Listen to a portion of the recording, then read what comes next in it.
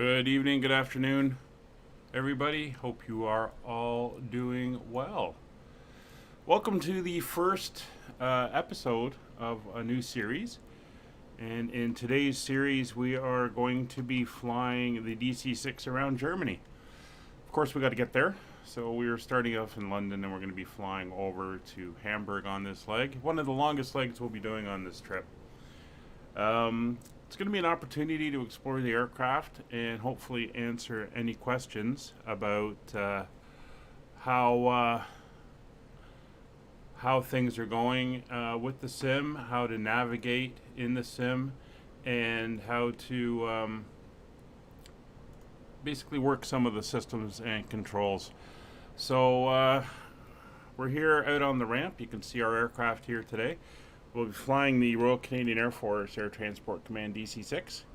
We've got a load heading over to Hamburg. And this aircraft is circa 1960 in the paint scheme. Of course, it would have flown in the 40s. And over here we've got Mighty Mackerel joining us today. Actually showing up in the correct aircraft, which is very nice. So here she is. We'll head on over to our own entrance here. Out on this side of the aircraft, we'll jump in and we'll start getting the aircraft set up and ready to go. And it looks like Wayne's making friends with Nightbot already. So to everybody in the chat, welcome. We've got Dark Fury, we got Danny, Kevin, Gary, welcome. Hope you can figure out how to join us. Oki, good to see you again, sir. And of course we have Eastbirds, my faithful companion on most of my Asian capital tour. Nice to see you here. And Pilot Pat just jumped into the chat. Hello, how are you doing today?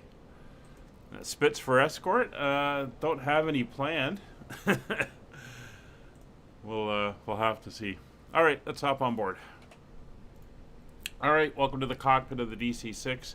If you have not seen it, yeah, it's a little bit complicated, but as this is a three-man crew, I do rely on that crew to work with me flying the airplane. I know some people try to fly it by themselves, but I'd rather manage the flight and that than try to do everything and miss a bunch of stuff. So we have 59 passengers on board today.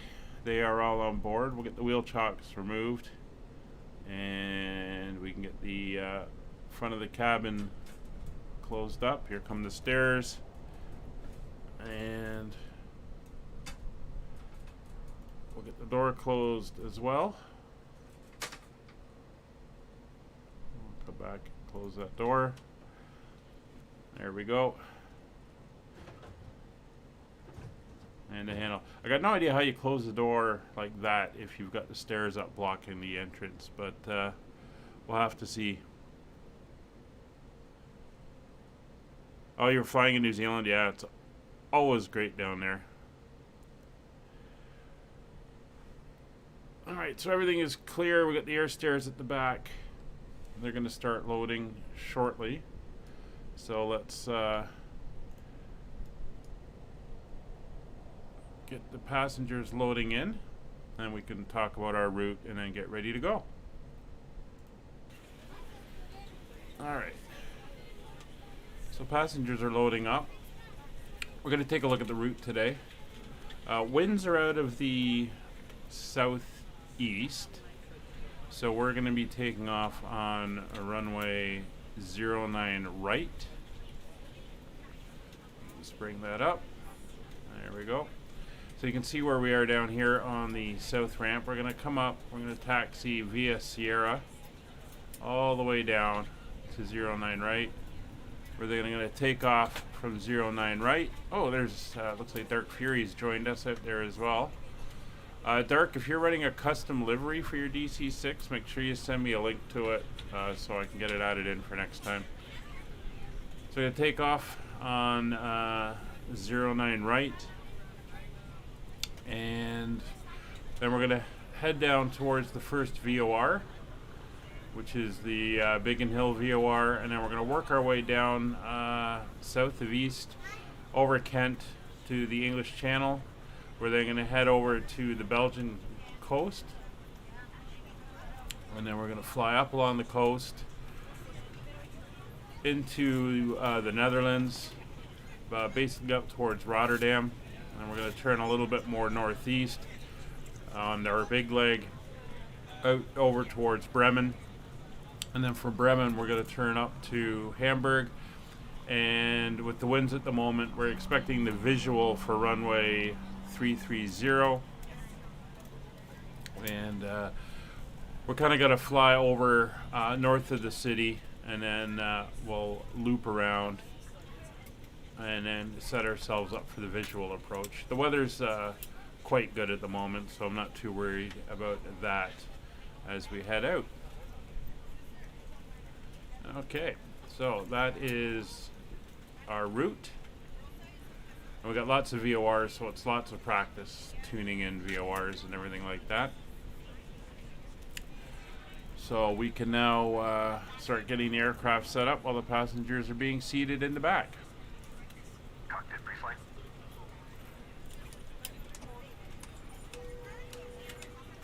So I am running without the GPS. It's going to be strictly VOR navigations.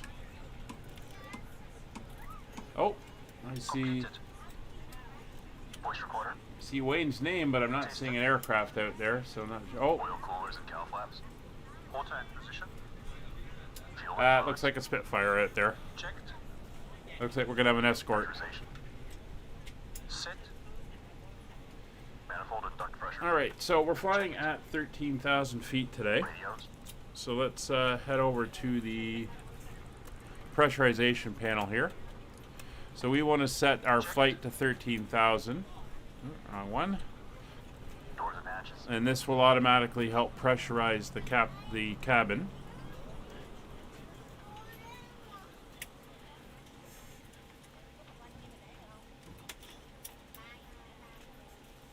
Closed. Door warning lights. Looks like they've closed the back doors. Gear pins. Everyone's still getting seated in the back. Seat belts and pedals. So pressurization is set to 13,000 feet, and this will show us our differential pressure and stuff like that. I wish you could dial in this altimeter, which you can't. It's set on standard pressure. It would be nice. So this shows if the pressure is going up or down, if it thinks the airplane's climbing or not. Before start checks complete. So pressurization is set. Now if we come over to this side, the current ground temperature is on behalf of the cabin crew, I'd like to 27 degrees.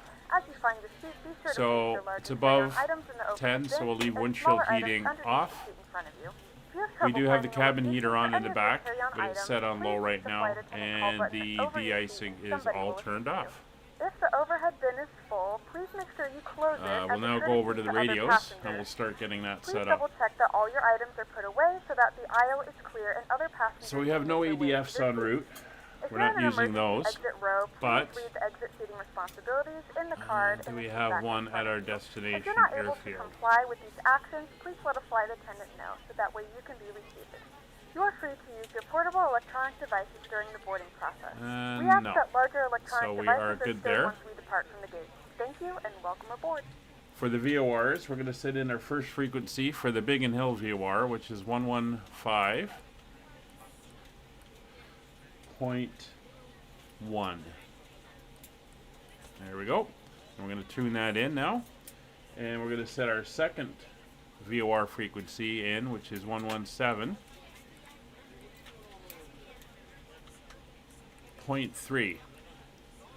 And that is the DET VOR. So there's our first two VORs are set into the radio. Now, come down here. See, we're picking up the first VOR. It's 20.2 miles out from us, and we can't pick up the second one yet. Remember, VORs are line of sight, so they are hard to pick up if you don't have a direct line of sight to them. Our clock is set to our local time, which is good. And I'm estimating we're going to be heading out on roughly the 120 radial. So we're just going to dial that to 120. There we go.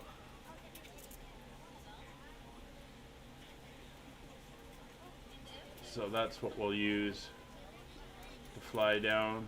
Although it says 116. We'll dial in 116. So if we look at the headings here, there's 90, there's 110, or 100, 110. So we're going to want 116, which would be just past this mark there, which is 115. And we're in nav mode, which is perfect. So that's the first VOR set.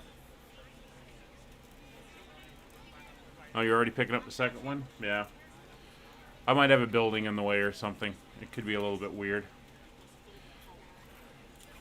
So everybody is still loading in. Yeah. They pull. I know that engine sound. There he is. Hope he's going to have the fuel to get there. Nice seeing these two DC-6s with us. Oh, I see Oki over there as well. I think he's in his caravan. All right, so fuel load. Time to get this set up. So today, we're going to need 7,984 pounds of fuel. So we're going to see if this will... 8,000 and 8,983 pounds of fuel. We're ready to go when you are. All right, everybody's on board. Our And flight time will be roughly 2 hours. Please note the cabin door is now closed. We ask that you make sure that all devices are in airplane mode and your larger devices are now set down and stowed. If you have not already, please fasten your seatbelt and verify it is low and tight across your lap. Your tray tables and seatbacks must be in the full 59 upright and locked passengers. position for departure. Cabin crew, prepare doors for departure, cross-check, verify straps, and stand by for all call. And we have about 1,300 pounds of baggage. So our gross weight for today is 81,456 pounds. We are below the 86,000 pound limit for the dry wet takeoff, so this will be a dry takeoff today, and fuel's main tanks only. So that is very good. So everything is done, and as mentioned, they have buttoned up the airplane and we are good to go.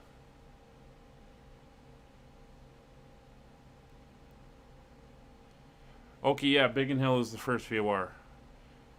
Yeah, I'm not sure about the conversion. I'm running in pounds of fuel, not gallons.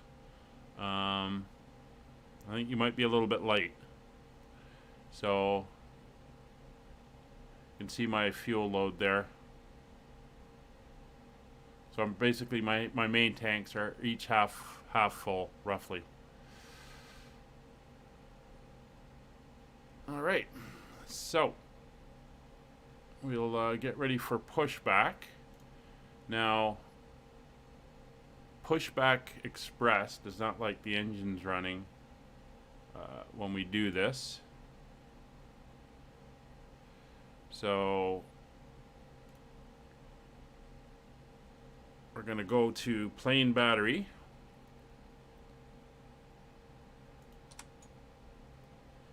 And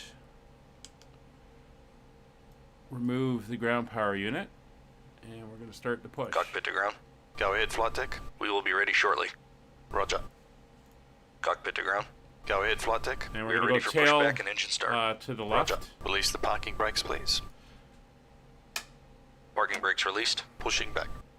And we're pushing back.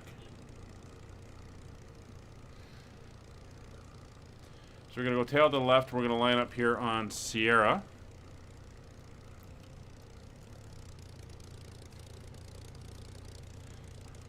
You are clear behind, and you can start your engines at your discretion.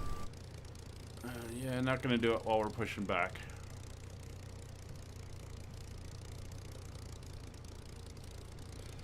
Hi, FGeek. I don't have X-Plane, unfortunately. The only flight sim I currently have is MSFS. I did fly a Falcon Trijet in a corporate plane in FSX. It's one of the first videos up on the stream. But yeah, everything I do now is basically Microsoft Flight Simulator. Det VOR is 117.3. Alright, so we're going to wheel out here to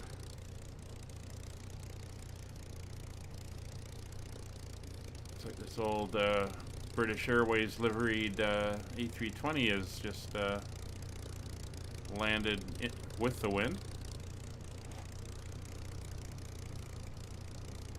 Alright, we'll get this turned around and then we will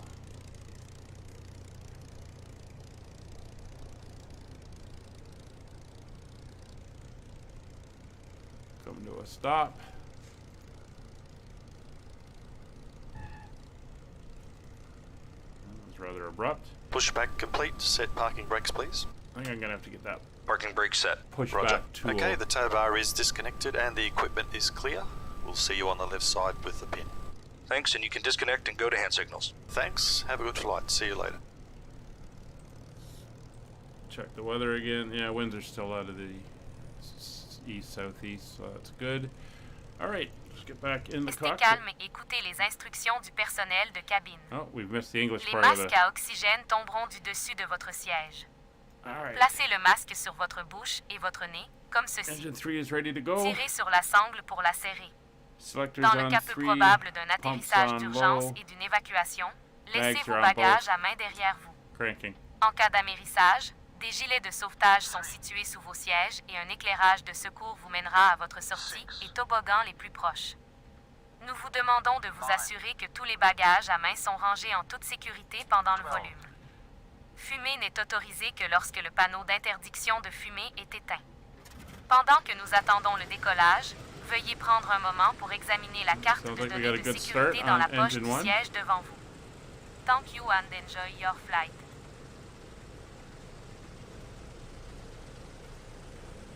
All right. Safety briefing is done. Switches are down. We've got a good start. Engine 3 looking good. We got fuel flow, we got pressures, oil pressure, and fuel pressure, temperatures coming up. We're good to start. Engine 4. Alright, mixture rich. Magnetos to both. Boost pump low. Engine selector on and cranking 4. 3, 6, 9, 12.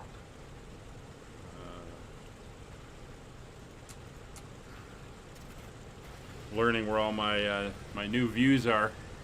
It's on. There we go.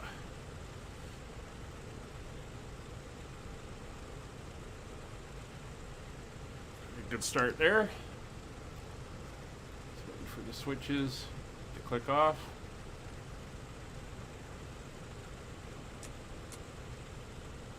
There we go. Engine 2. And while we're here, we'll open that window. It's a little warm in here. All right. Selector to both. Mags on both. Fuel flow. Boost pump is low and cranking. We're ready for departure.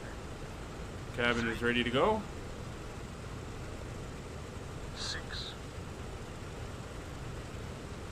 9, 12.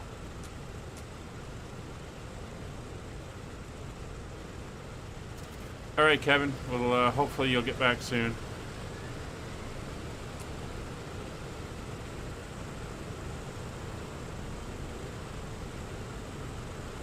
Got a good start on engine number 2.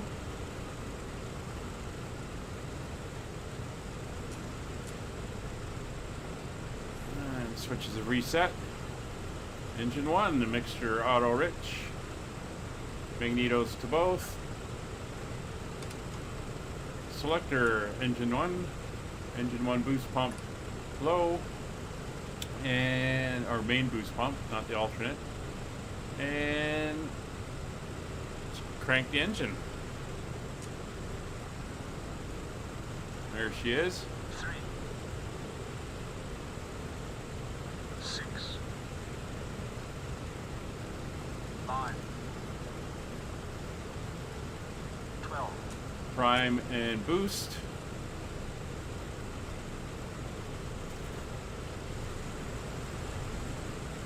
All right.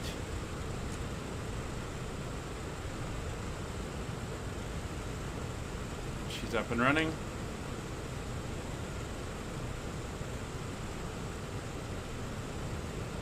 So manifold pressures are good, RPMs are good, fuel flow is good, fuel pressure is good, fuel oil pressure is good, temperatures are rising, carb heats are good. It's busy here at London today. Let's do the after start checklist. Start selected boost pumps.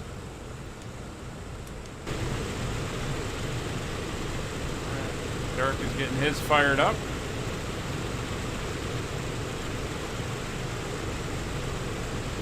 And looks like Kevin had an issue. He'll be back shortly.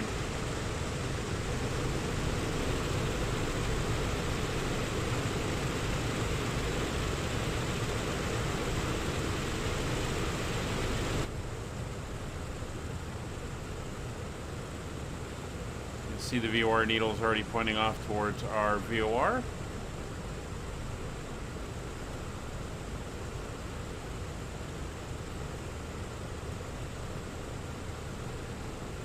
Okay, so we're up and running.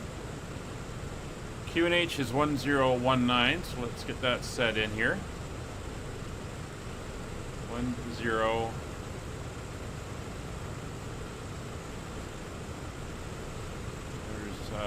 19. We'll head over to the first officer's side, set his. 1019 set as well. Engines are coming up to temperatures. Pressures are stabilizing.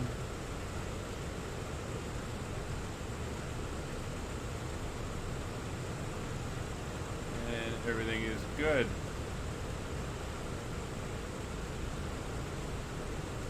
Let's see if Dark's got his number 1 engine up and running. He does. And it looks like Oki's up and running behind. We're ready to taxi out. This is going to be really interesting when we go on to VATSIM and how this works. Okay, my cruise altitude is 13,000 feet today. 13,000. All right. So parking brake is released. I'm going to start to taxi out. And as we taxi, we'll run the before takeoff checklist.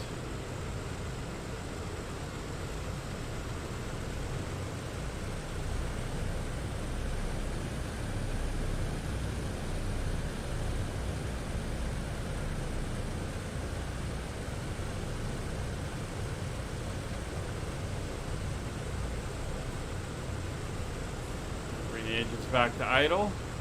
Let her roll. Shouldn't have many hills here to deal with.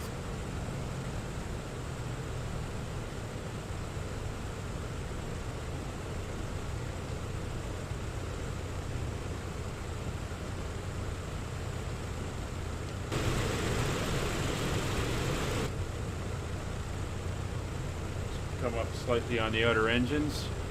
Just give us a little extra push here.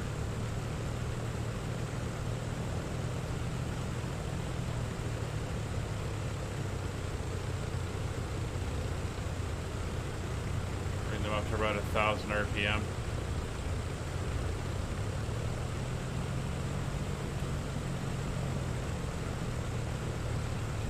Hear that Merlin out there. He's pulling in behind us.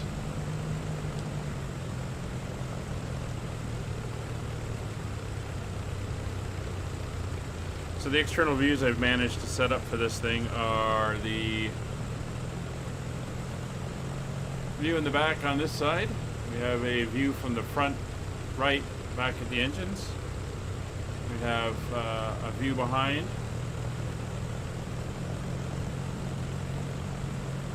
Over the right wing. And then a view down underneath like that. So, yeah, a little bit slow, and give it a little bit more throttle. Chumi, good to see you again. I saw your posts in the Discord there. Nice to have you back around.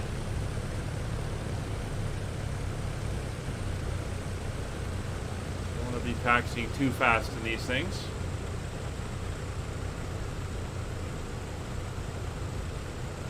Kevin, good. We'll see you as soon as you get back.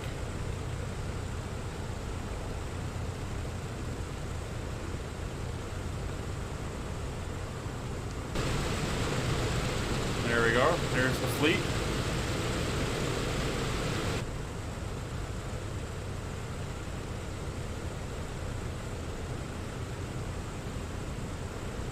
Alright, so let's get our before takeoff checks done. Boost pumps. Boost pumps on low. Fuel selector and crossfeed. Hello, Clemo. Main tanks and crossfeed. Nice to see you here. Autopilot and Thanks for joining us. Off and cold. Hydraulic system. Down, forward, pressure and quantity checked. Okay. Flaps 20. So Fred and Roger are running through our before takeoff checks. Flaps set 20. Windows and turbine.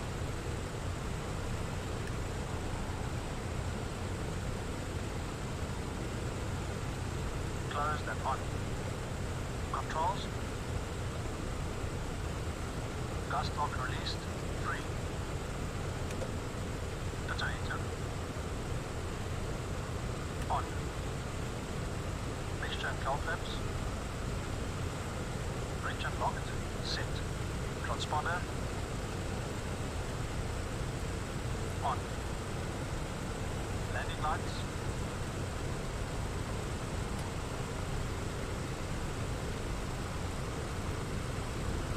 Yeah, you've got it easy in your one, Wayne. Extended and on. Before takeoff checks complete.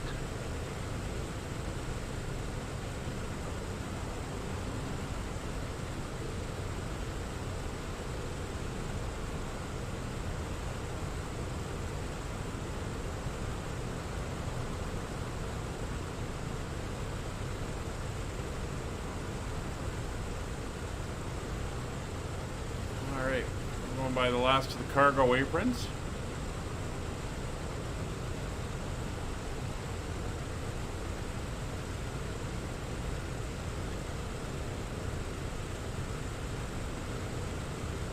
I'll tell you what my problem with the Spitfire was.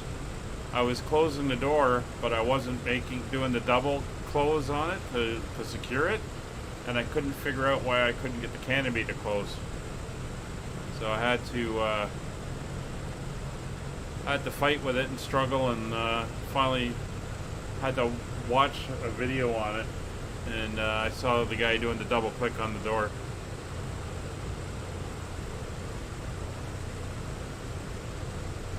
Yeah, Chumi, it does sound really, really good. I'm really enjoying this airplane.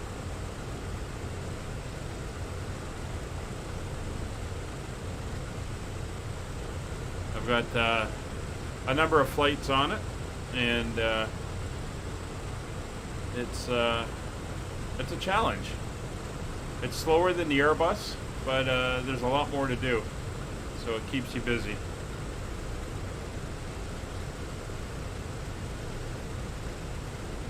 little bit of a dip there.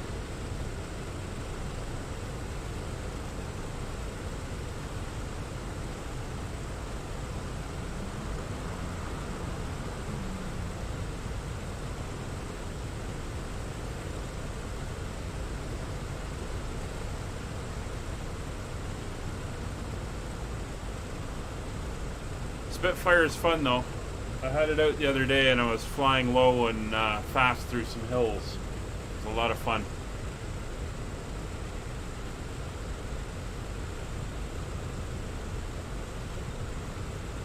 Alrighty, let's bring the engines back to idle.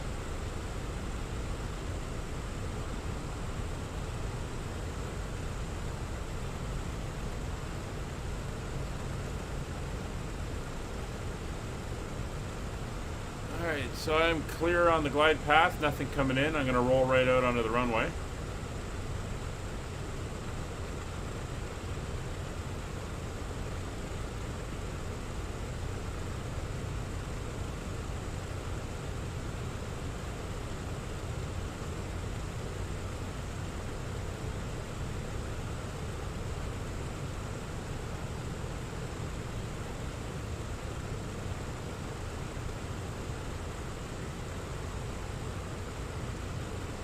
We'll show these jet jockeys how it's really done.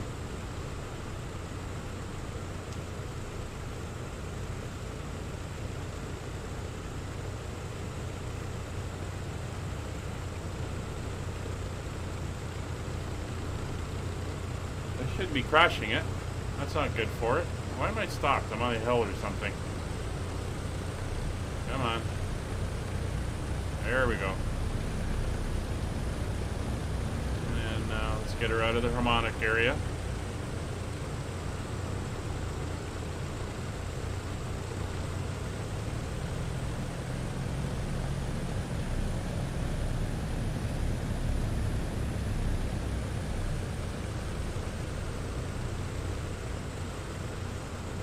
Alright, let's close the door, or close the window.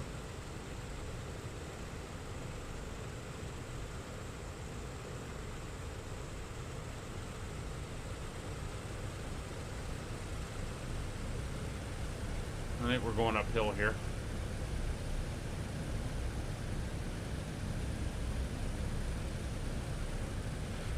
It might go blank. It depends where you are. If you're, again, they're line of sight, so they can be hard to pick up.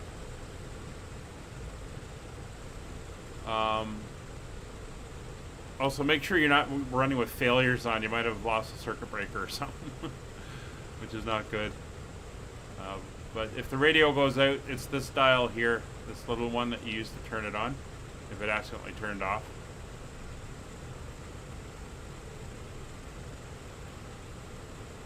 Alright, let's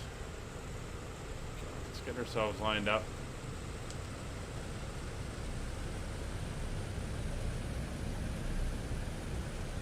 And here we go.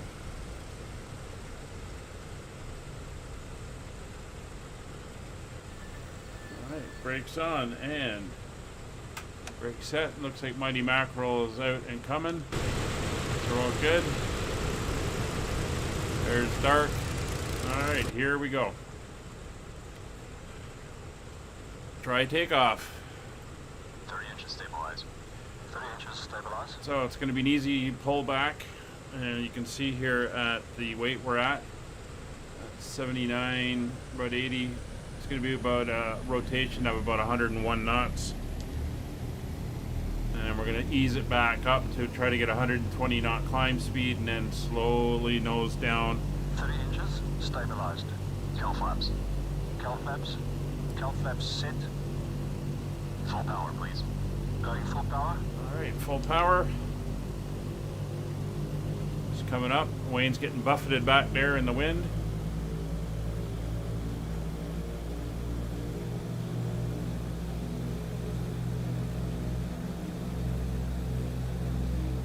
Full power set.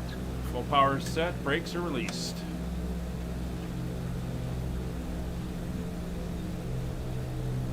Just hold her on the center line.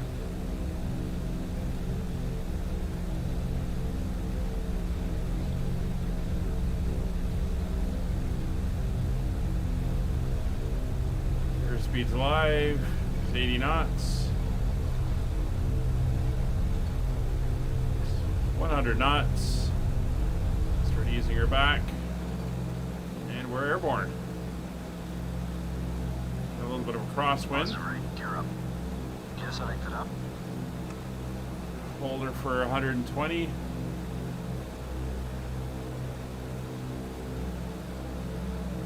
Gear up, lights out.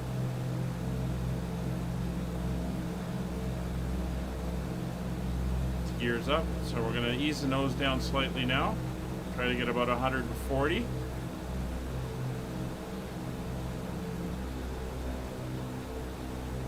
That'll help us with our acceleration. Flaps up. Flaps going up. Now flaps are coming up. She's going to want to nose downwards. So we're going to watch that. There we go. Use the trim. 140. Should be setting METO power. METO power. Setting METO power, 48 inches, 2600 RPM. METO power is your maximum continuous power setting. Hear the engine's coming back. Alright, we're going to turn towards the VOR. METO power set. Climb power. Setting climb power. I'm going for climb power.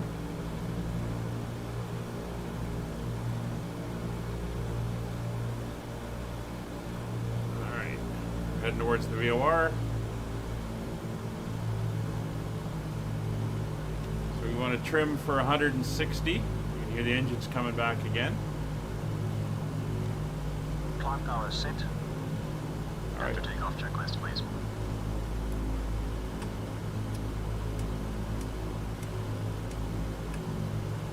After takeoff checks complete. Alright, takeoff checks are complete, so we're going to go on to the gyro pilot. We're going to turn it on. We're going to engage the mechanical clutch, basically. And then we're going to start trimming for 165 knots. So we're a little slow, so we're going to go down a couple rolls on the dial. Hey, Dr. Magic. Glad you can join. And Clemo, yeah, it is a lot of fun once you get to know it. So the trick to trimming this thing is make your adjustments and then wait a minute. And the aircraft has to adjust its settle. There goes Subvet scouting the air ahead of us. Making sure it's okay. So we're about 160. Oh, got that sun off the aluminum there. So Dark is on his way up.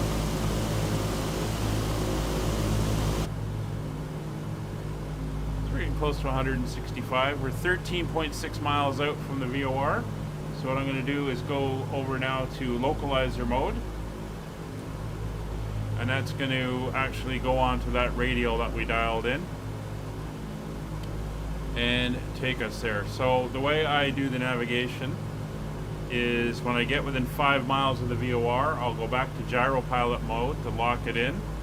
And then I'll switch over, redial in for the next one. And then adjust at that point and click on to the next VOR. And then go localizer mode again. And you just kind of keep hopping this way as we go. Again, we're going for 13,000 feet, so we got to watch that. She will not auto level when we get there. We're going to have to do that ourselves.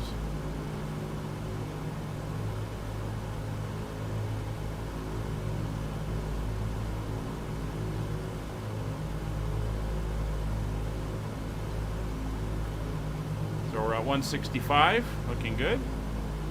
And there's a lot of monitoring that you have to do here. You're constantly put that down there. Constantly watching your speed, watching your altitude. There's London. See the London Eye over there.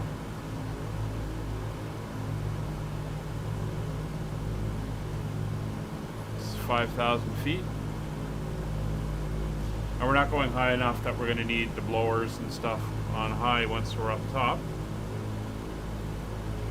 Doc Magic, I'm in a... Myself, Mackerel, and Dark are in DC-6s. Oki doesn't have it, so he's flying the Caravan. and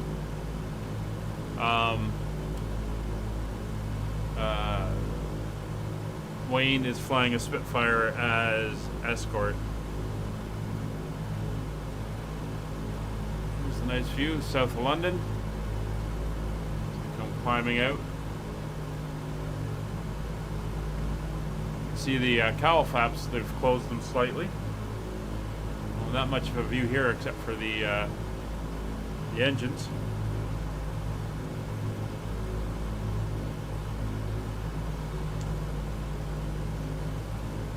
Sorry, Dark Fury's going down?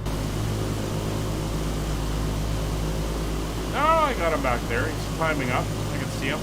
There he is right there. Alright, so we're about 5.5 miles out. So what I'm going to go do is click back to gyro pilot mode. We'll come up to our VORs. We're going to set 117.3 into the dial. We're going to go to our next one, which is 114.95. But for this one, we're going to want a heading of 91 degrees. So we come back down to here, and we're going to dial 91 degrees into the OBS, which would be about there. So what we're going to do is we fly towards, we're going to wait for this to start to come in, and then we'll go into localizer mode again, and it'll pick up that radial off to the next VOR. 8,000 feet coming up. You can see we're starting to slow slightly. So I'll give it one more notch down on the wheel here. When you're in gyro pilot, you can't use the trim wheel. You use the little gauge here in the gyro pilot. So you can see the radial indicators coming in as we approach it. I'll have to work you through it, Dark. It took me a bit to get a grip on it, and I've kind of got a base knowledge already of all this stuff, so we'll get you there.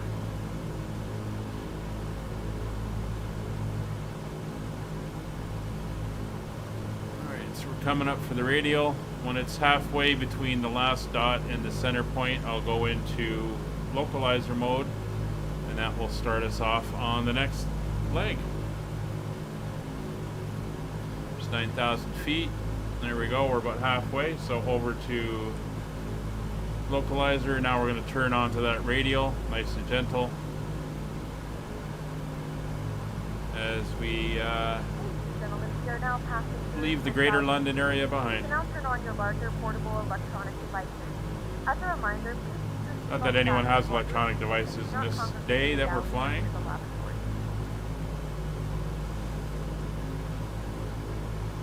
10,000 feet. I've still got the artificial flight engineer managing everything.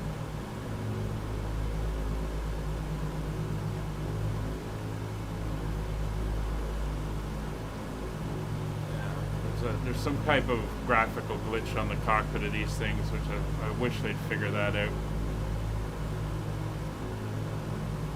There we are.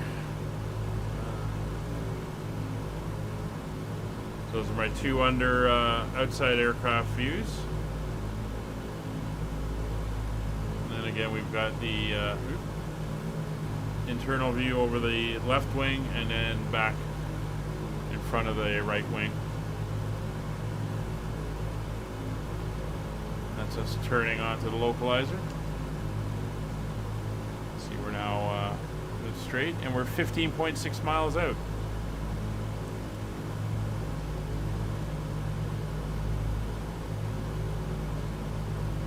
Yeah, I haven't done a really long flight yet in it. I've done some flights around Britain doing those cargo runs. Yeah. Dark, make sure in your settings that that if you look at your failures, make sure they're all turned off, because these can until you know the aircraft, you want to keep all of them kind of turned off, just in case any of them did get turned on at any point. Alright, there's 12,000 feet coming up, also 13 miles to the next point, so we're going to have to work a little quickly here. Well, we should be okay. Should get leveled off before that. So we're 1,000 feet to go. You can see our speed is coming back again. So we're going to notch forward a couple.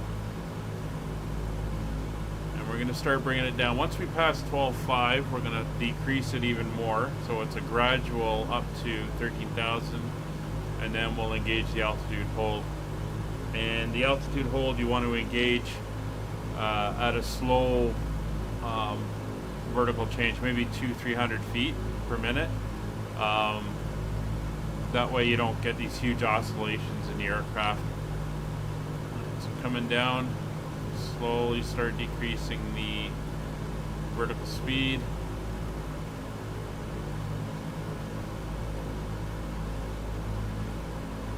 And we're going to lock it right on at 13,000 feet.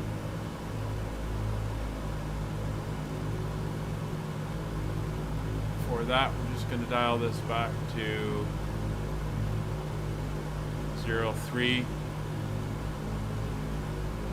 for the standard pressure. Coming down to 500 feet per minute.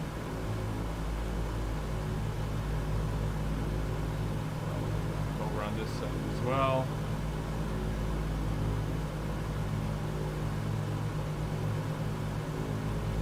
A bit more, and there we go, 13,000 feet. We're locked in. You can see it's oscillating because I was kind of a little excessive on my vertical speed. That's fine, she'll figure it out.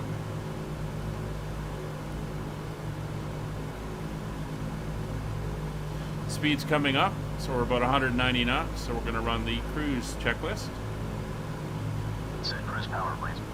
Setting cruise power. Now we're 5 miles out from the next VOR. So we're going to go back into gyro mode. We're going to go to 114.95. And we're going to set in the next frequency, which is 114.5.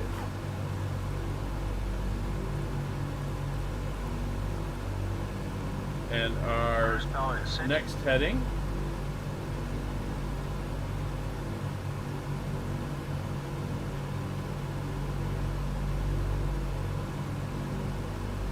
is 103. So we're going to come down here and we're going to dial in 103 degrees. Cruise checks are complete. In a few moments, our lovely flight attendants will be starting our in-flight service. We'll be serving complimentary drinks and snacks. Premium drinks are available for a small charge. Please note, it's about there. We're already past it. So I'm going to come down here and we'll go localizer mode. And we're going to make the right turn and head off to the next waypoint.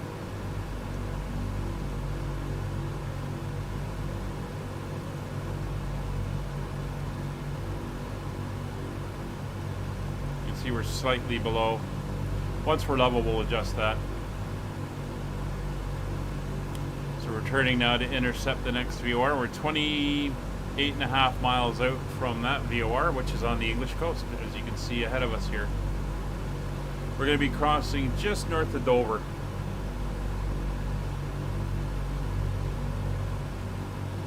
There we are, turning now to bring us in line.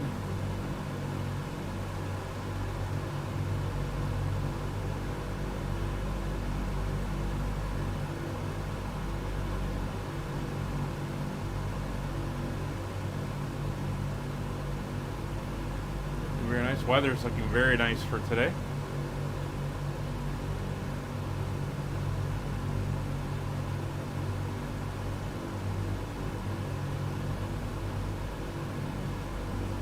Working to line ourselves up. So I'm going to take off the altitude hold. I'm going to give us a slight upwards and just bring us back up to 13,000. This instrument flying is all about precision, so we might as well be there.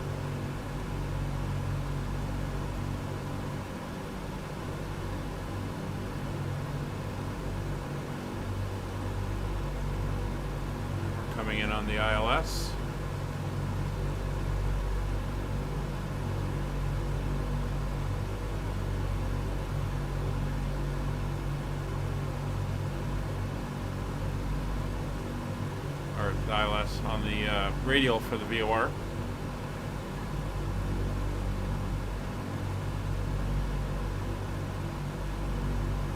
And here is 13,000 feet. We're still getting those violent swings, which I don't know why she's doing that. Good enough. See her bouncing around there.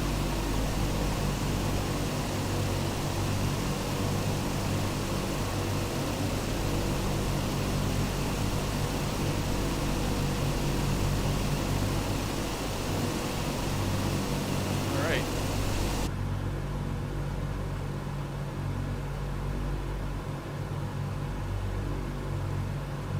Well, Dark, I'll tell you, I had to go back this morning and reload all my liveries because they were pooched.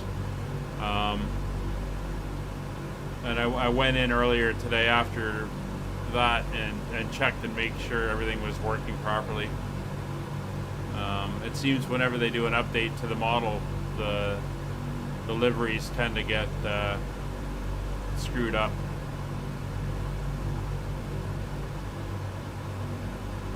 We're 16 miles from the coast.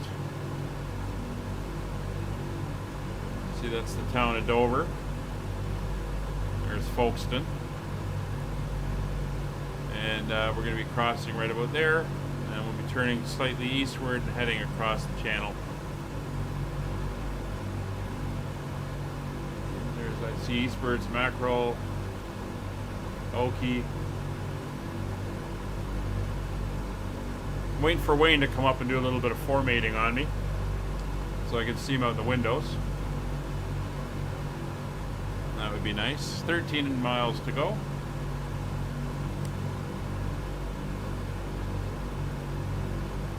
Still kind of oscillating a little bit.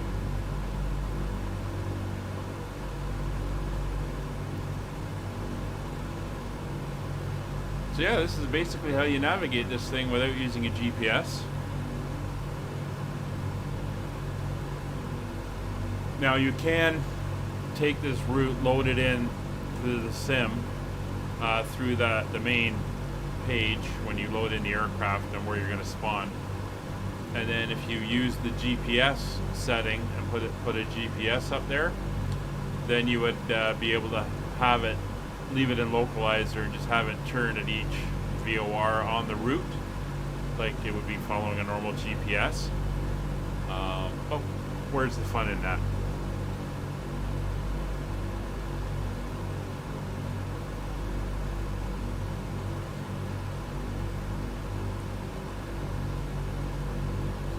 So we're 8 miles to go. Back over into gyro pilot mode. So 114.5 is now tuned in. The next VOR after that is 110. That's 05. And the radial we're going to want now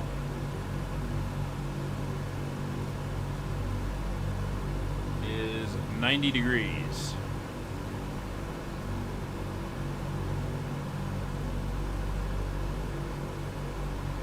So the radial is off to our right, and it's okay. We're heading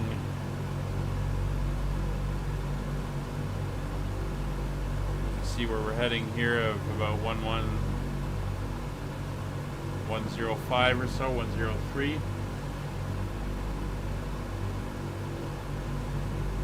We want 9. So this is going to slowly come in, and once again, when it gets halfway, we will click it over and then follow that radial in. And that one's 51 miles. And that takes us across. Ah, there. Let's see if we can see him from the back. Where's my rear seat views?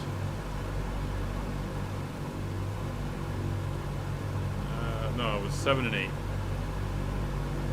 8, 7. Nah. Got no camera looking back, but we can see him over there. Very nice.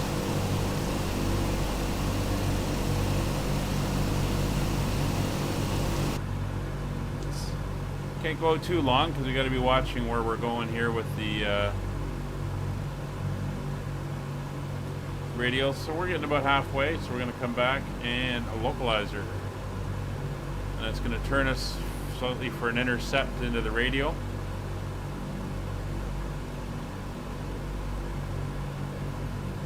Yeah, Kevin, that's true. That's what you got to do when you're crossing the Atlantic or crossing the ocean. On FlightSim.to, somebody has done up a thing where you can do star shots and get your position and stuff.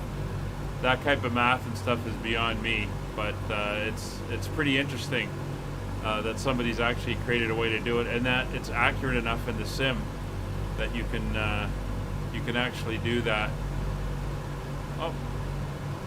I was thinking maybe that was Wayne sneaking up alongside the cockpit. So you can do it, or you just do dead reckoning, head off on compass headings, and basically compass heading and stopwatch or timer.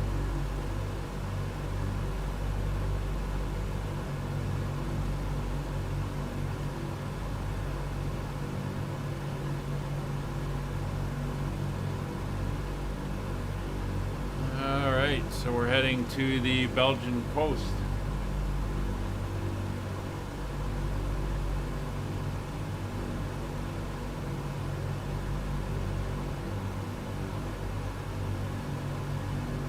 Now if we want to use the ADF just to cross-reference,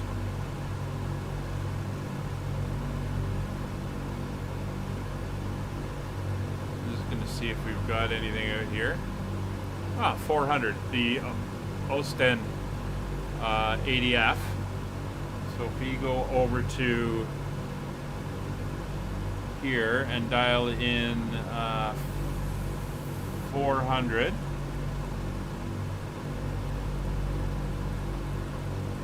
I'll show you how the ADF comes up.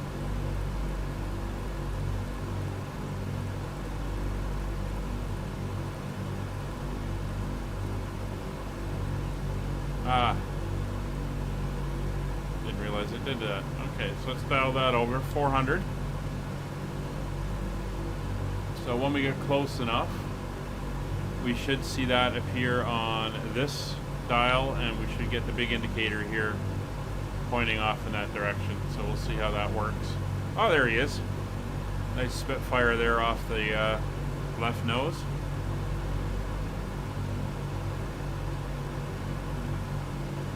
Still wondering if he's got enough fuel to get to Hamburg. Historically, they couldn't.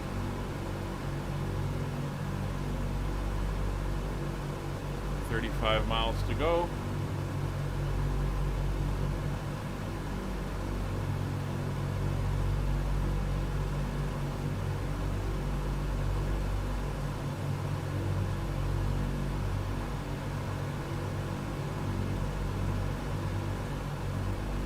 And we're cruising at about 209 knots.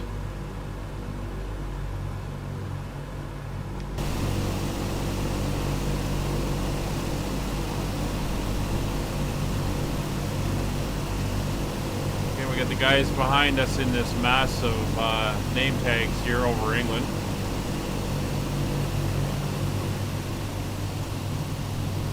There you can see the coast coming up. We are coming in on an angle. Hamburg, of course, being in northern Germany.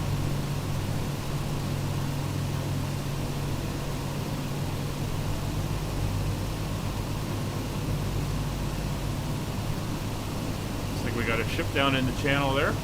Oh. And there's these birds flying.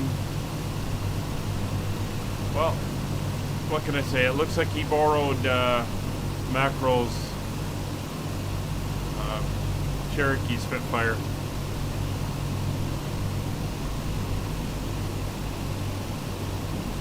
It's interesting because he's got a tricycle geared airplane that the when you put the gear up, it only puts the main gear and leaves the other one down, and it does it on the model as well.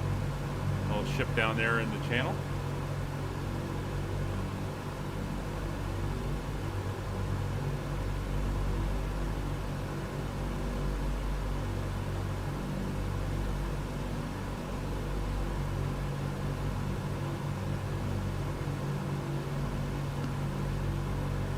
So while we're cruising along here, if you haven't already done so, please consider subscribing to the channel. It's great for growing our little community. I do a lot of group flights and VATSIM flights, and people are always welcome to join. We have a lot of fun doing that as we tour around the world. Don't forget to throw a like on the stream. And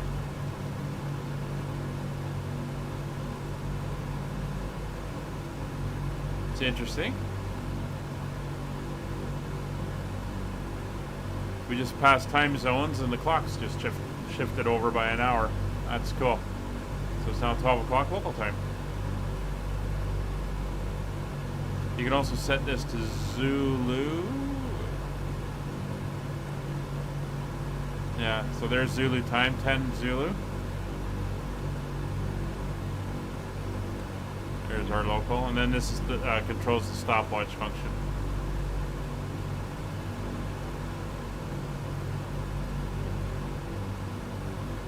All right, so we're almost across.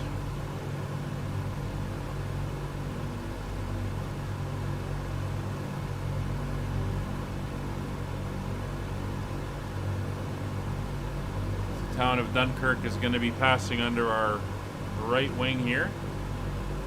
The famous town of Dunkirk, and there's Eastbirds and his what I assume is supposed to be a Spitfire.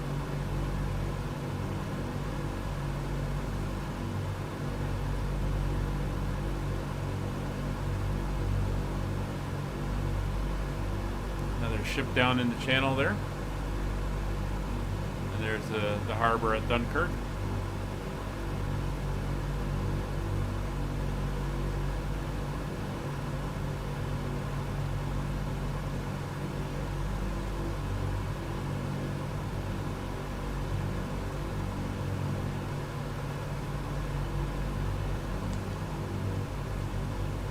All right, 17 miles to go.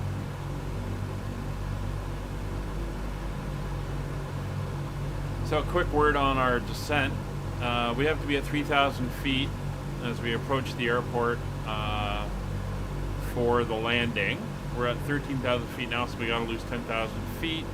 If you go by the rule of 1,000 feet per minute in the descent, without adjusting the power too much, then we're looking at 5 miles per 1,000 feet. So 10,000 feet would be 50 miles. Add on 25 to 30 miles for slowdown. I go with 30. So that will be, we have to descend 80 miles away from Hamburg.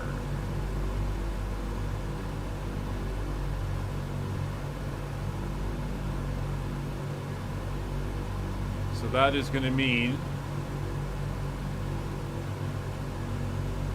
when we are 15 miles away from the BMN VOR, we're going to start our descent.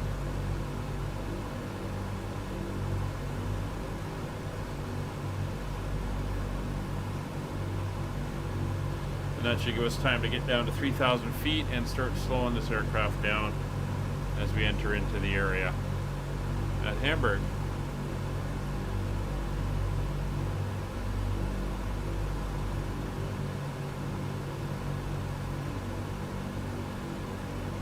So 10 miles to go. Flight engineer is monitoring everything. Fuel flow is good. Temperatures and pressures are all good. Engine readings are good.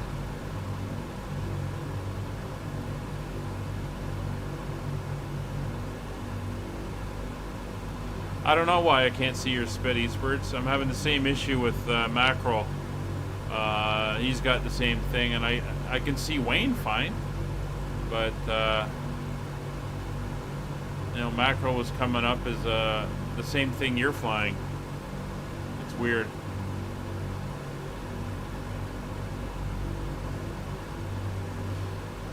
Now you say marketplace model. I'm wondering if Kevin, did you get yours off the marketplace as well? I'm trying to remember. I wonder if it's something to do with the marketplace model that's screwing this all up. So there's 5 miles. We'll go back to gyro pilot mode.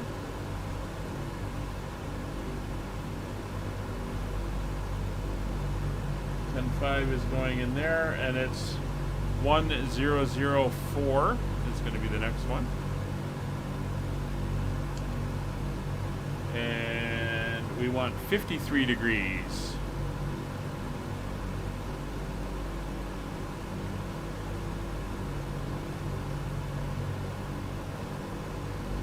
So that's going to be right about there. 53 degrees on the OBS, so we're going to look for that to start moving, and then we will shift over. And again, you can see the VOR needle pointing off towards that VOR. Too far out for the next one.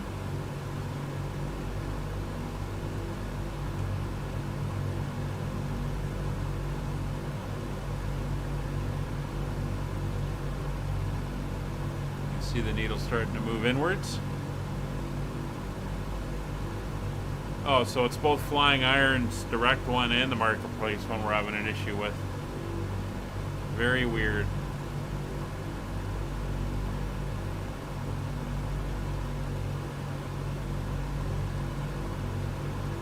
So we're over the coast.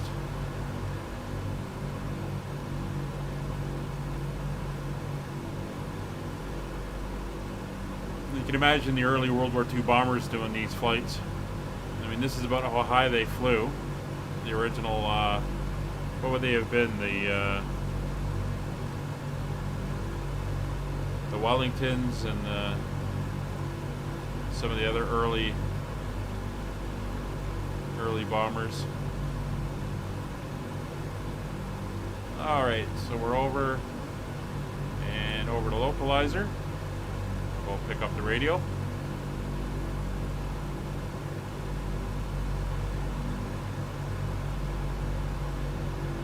Beautiful little coastal town there. See the canals here running down and then draining out. And there's our Spitfire.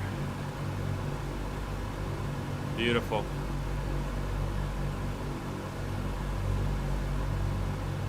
So we're going to be flying by Bruges along the coast here.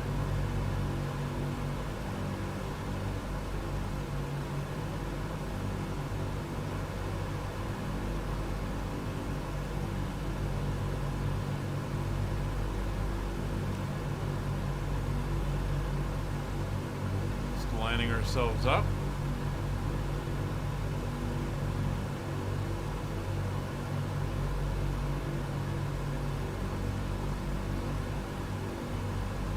Alright, and we are 22 miles from the next VOR. And some, I'm not seeing much out this side. See, the cowl flaps have now closed almost right up, which is a really neat feature they've got in there. See a little bit more out this side. Should see Bruges as we fly by.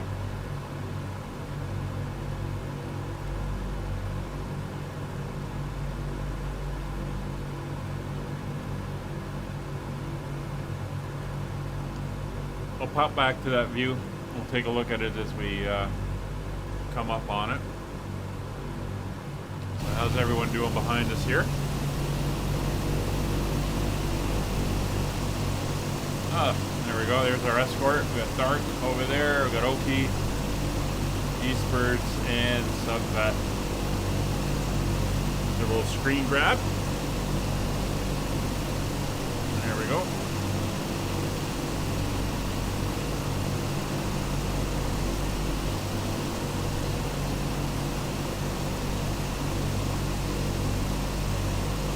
Nice having the escort.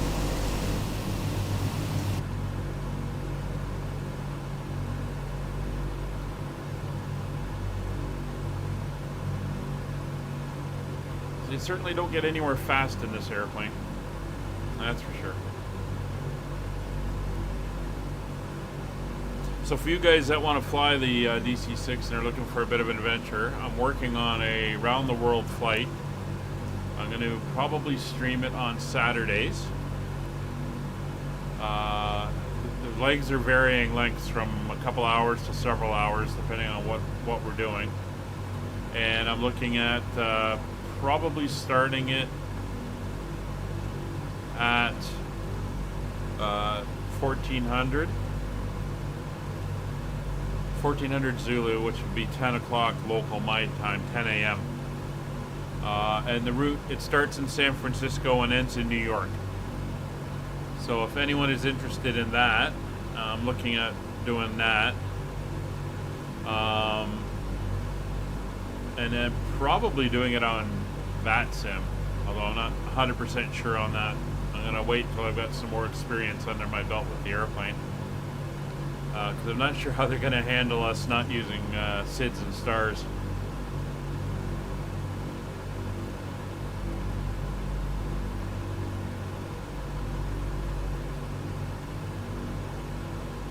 Although I guess, no, you could fly the SID and star route, you just probably couldn't get the altitudes on some of it. So it might be easier just to do it as vectors in and out of their areas.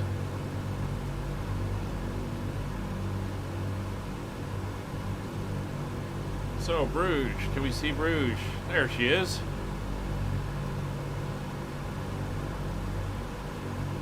Historic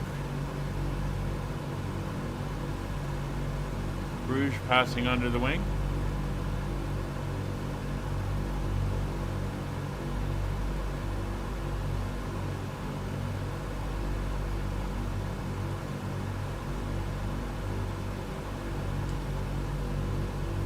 Alright, we're 7 miles out. So over we go to gyro pilot. Back up to the stack. 1014 is dialed in. After that, it's 117.45. Right,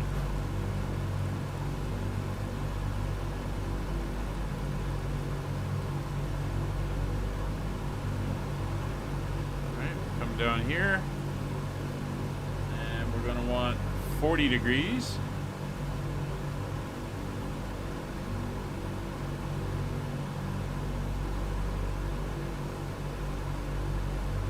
There we go.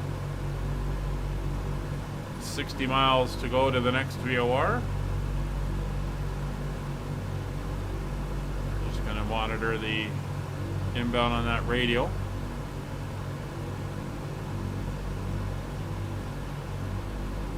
There she goes. She's slowly starting to move.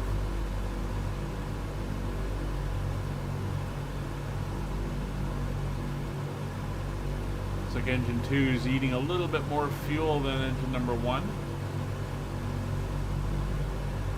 3 and 4 seem to be splitting the difference between those two, so we're not doing too bad.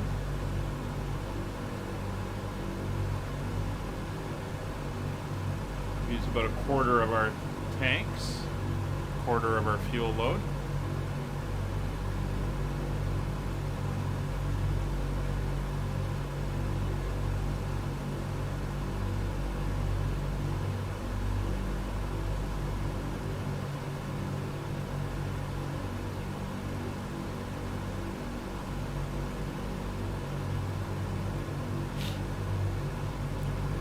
So we've got a long leg after this next VOR. It's about 170 miles. And I don't think VORs have that range, especially at this altitude. So what we're going to end up doing is we're going to track outbound from the next VOR until we're about halfway. And then we're going to switch over to the other one and then pick it up and bring us in there.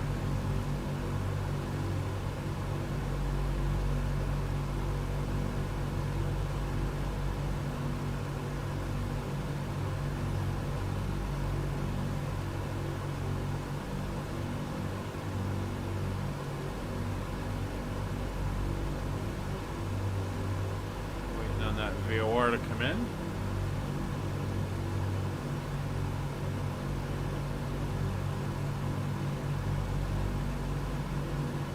It's on a very shallow angle, so it's slowly coming down.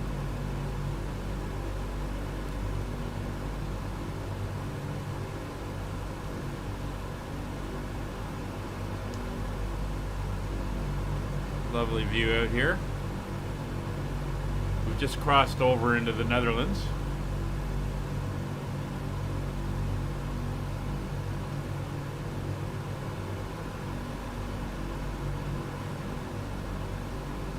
And we're currently heading up towards Rotterdam.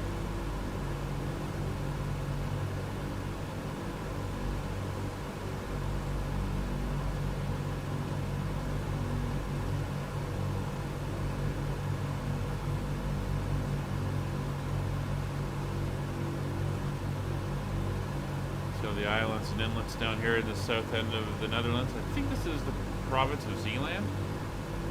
I'm not sure. We're going to be crossing, I think, just north of Rotterdam and south of Delft. And we're going to be heading pretty much on a northeast heading after that.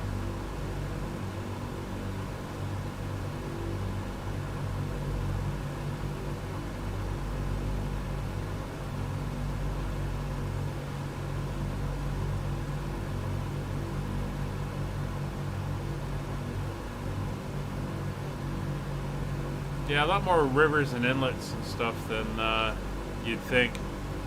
Oh, Disneyland? Yeah, I couldn't remember. I think Holland is around the Amsterdam area, if I remember right. I'm not exactly sure. I've been to, well, further east. I've been to Arnhem, Nijmegen, Oosterbeek, all in that area. I haven't been to Amsterdam or Rotterdam or anything on the, I guess what you would consider the coast. Right, how are we doing on that VOR? Slowly coming in. Yeah, it is pretty accurate looking. That's cool. Alright, so let's just go over to localizer mode. We'll pick that up. Oh, you're up in Delft. Whoa! You just got passed by a Spitfire. Yeah, Delft, the home of the famous Dutch pottery. And I guess that coloring, the blue and white color that they use.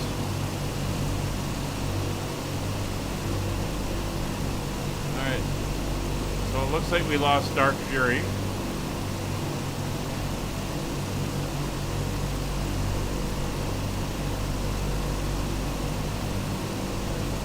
Oki and Eastward's back there, and Mighty Mackerel is still there. I take it you're still cruising along okay? Kevin, no further issues with yours?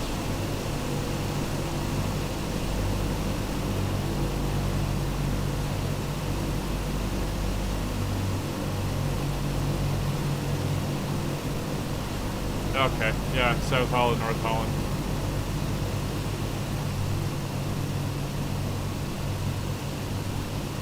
And again, the weather is really nice today. Let's see if we get an update for Hamburg. Skies are clear.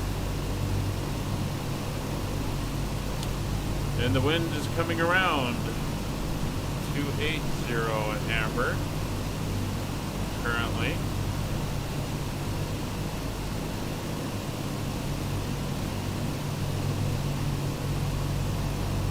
Supposed to change to 300.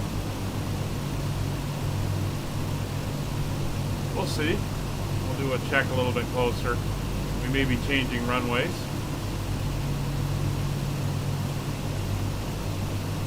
Which would give us an ILS into the airport.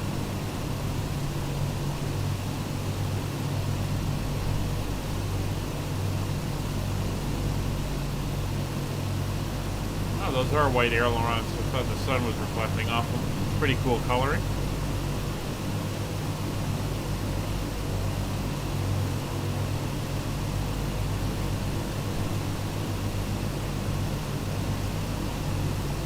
Yeah, I've seen that video, Eastward. It's pretty cool.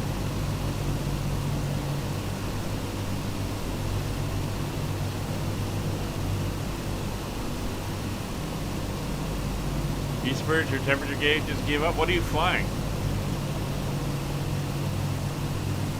Are you in the caravan, or are you flying something different?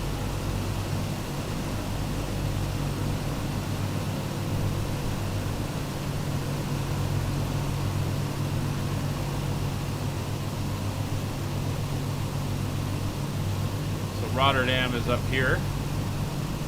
That's what we'll be making our next turn when we get there. Just lining up on that radial now.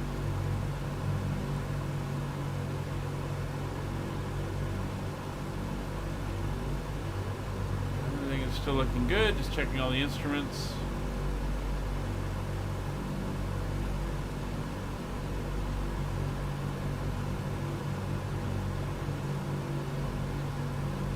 No, you are flying a Spitfire. Okay, so there's 3 Spitfires up. Or 1 Spitfire and... Okay, I don't remember what Wayne calls it. The Spitokey or whatever it is.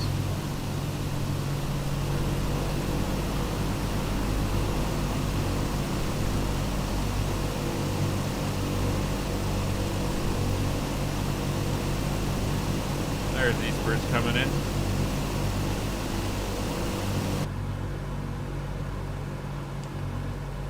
Could be. The only thing I don't like about the Spitfire is it cannot fly inverted. It's a carbureted engine. She fuel starves when you go inverted and get negative G onto the carb. It, for some reason, it doesn't model that. Alright, we're 22 miles out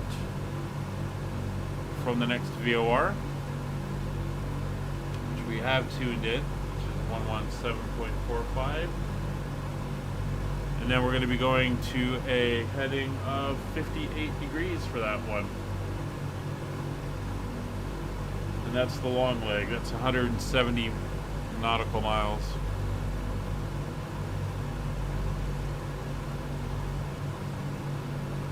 So what we're going to do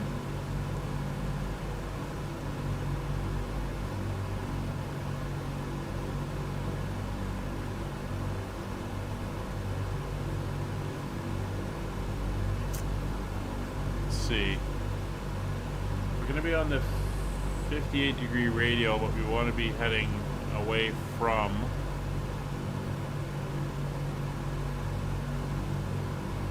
we put it at the bottom, possibly.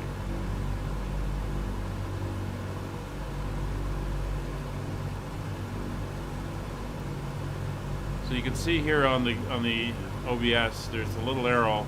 Kind of says, you know,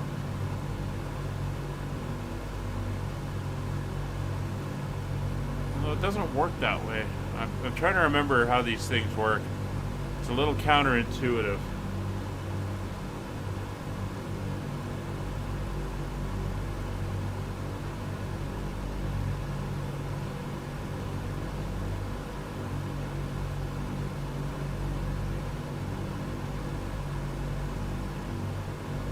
We'll see.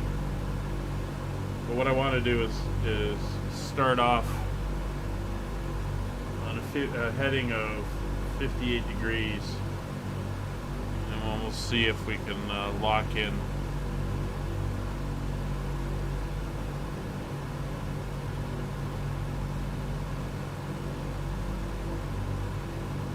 Because ideally you'd put the 58 on the bottom. So as we say, you're on that radial, but you're flying away from it. I don't know. It's been a long time since I used VORs for navigating.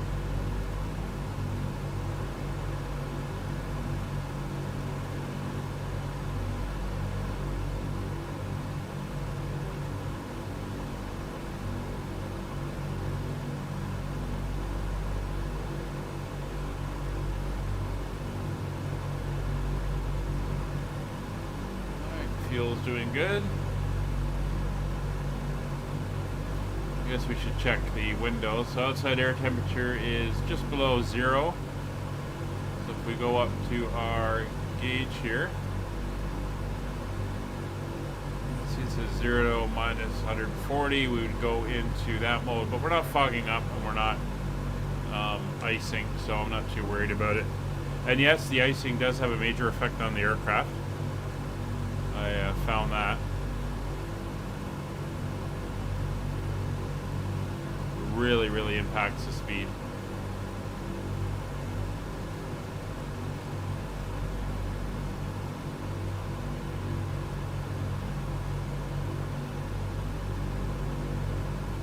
So what I'm going to do is I'm going to leave this frequency dialed in. When we get down to about 2 miles, I'm going to dial this up to 58, and we'll see what happens.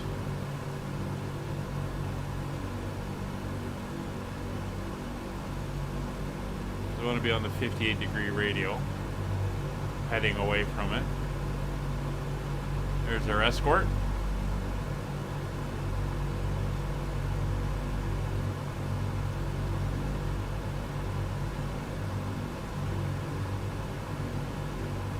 So Wayne, how's your fuel doing?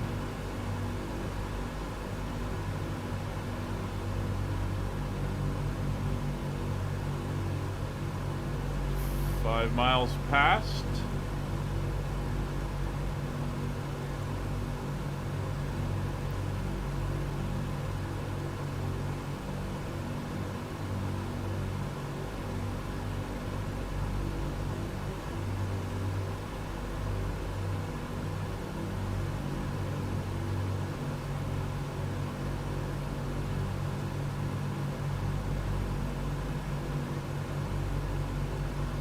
There's 3 miles. A little bit of bump in the wind. Still beautiful weather here over Northern Europe. Obviously, all you guys over there complaining about the heat. Iffy, eh? Yeah. I was wondering if you were going to make it. There you can see the VORs flicking. So we're going to go over here to 58 on the radio. So I want to see what happens when we come back in. So the radio's behind.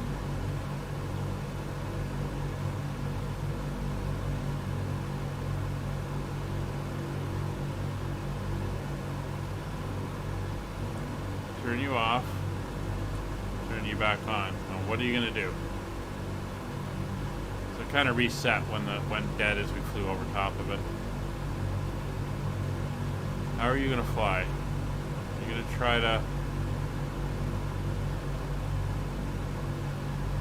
try to fly around to it again? Or are you going to fly that 58-degree radial outbound?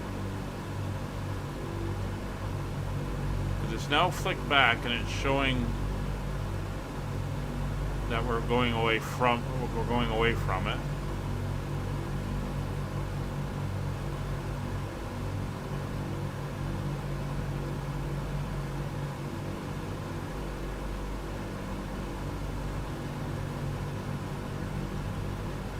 Okay, I can live with that. So we're going to fly this way until we're 70 miles out from the VOR, and then we'll switch over to the other one. Or when we start reading it down here, which we're too far away at the moment.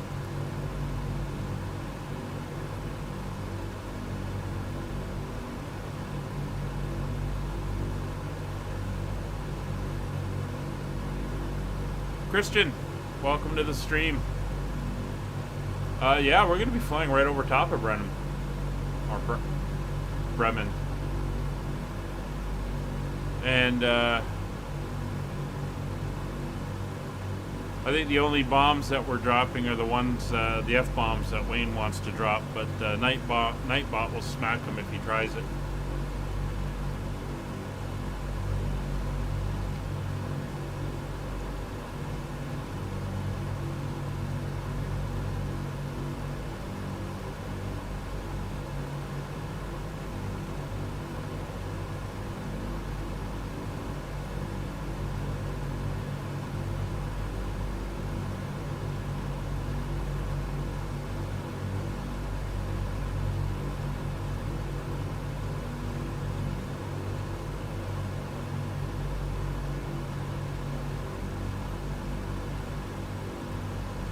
We got to get you up flying with us in the DC-6.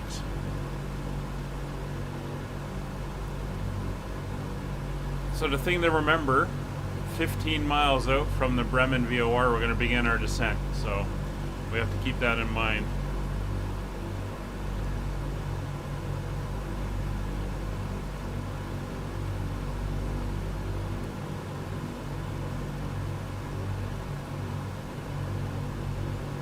Oh, you will? Oh, that's great. Hey, if you're using a custom livery, let me know, and I can grab it, and I'll make sure I've got it loaded in so you show up properly.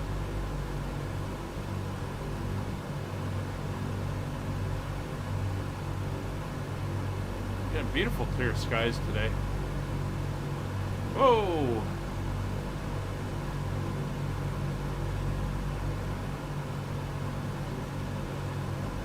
There's that weird Eastwards Piper Spitfire.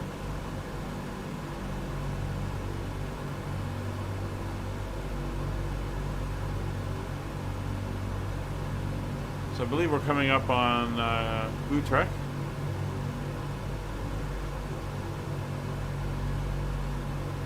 Not quite sure if that's not it. It's a little bit further. Oh, that's an interesting moat design. I take it this is an old fort complex of some sort. The moat around it. That's pretty cool. And this is the front seats. That's the bulkhead wall to the cabin. There's Eastwards getting his moment on the stream. See Yoke back there as well.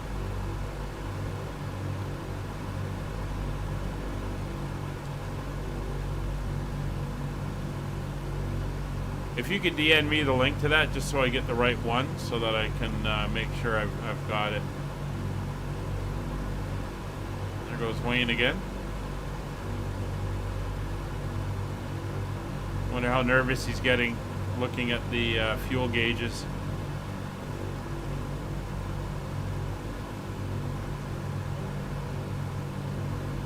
And yeah, we're doing good. Should use about half our fuel to get here.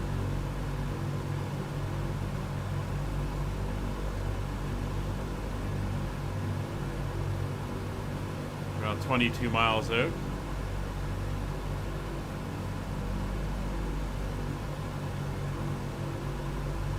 And again, the flight engineer's on. He's monitoring our power settings, so he's keeping everything nice and set. You can hear the odd switch click. You hear it more in when it's cloudy out, as he's playing with the carb heat to make sure we don't get ice buildup in the carburetors. I never did see that VOR kick in. Let's see if we can find another one.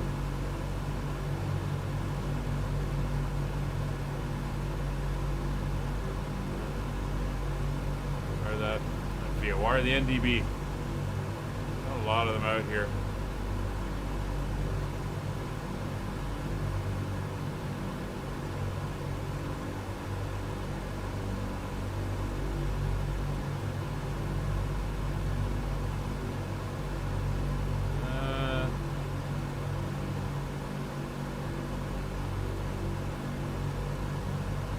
Kind of few and far between.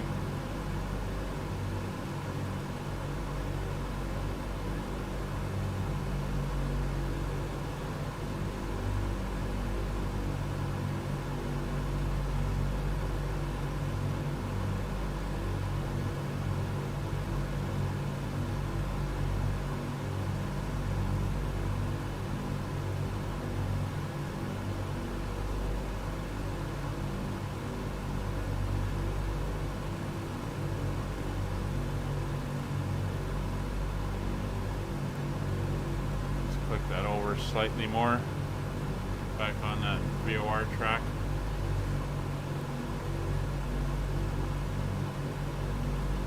Yeah, do it now. I'll set it up tonight and make sure I've got it there so that it's good to go. I'm getting mackerels as well.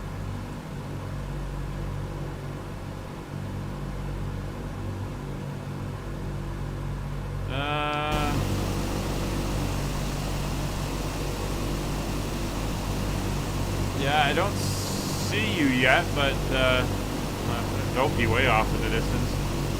I don't see you yet, but I'm sure you're out there.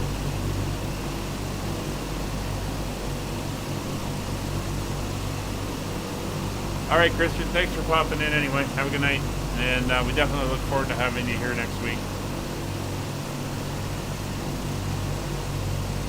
You can see how much wind we got. If you look at how if I line up straight on, you can see how we're tracking with a slight sideways across the ground.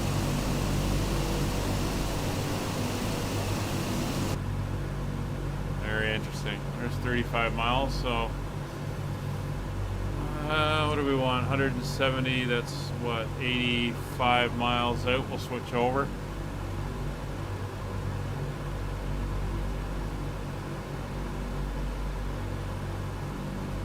Some nice farm patterns down there.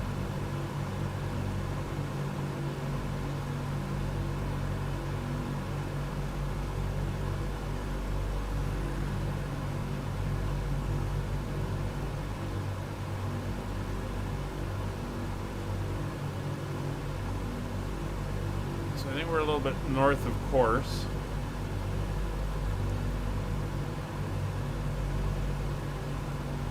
That's fine, no. So up this way, not too far away, about 20 miles, 25 miles is Apeldoorn. Very famous Dutch city for the Canadian military who liberated it in 1945. I believe it was April.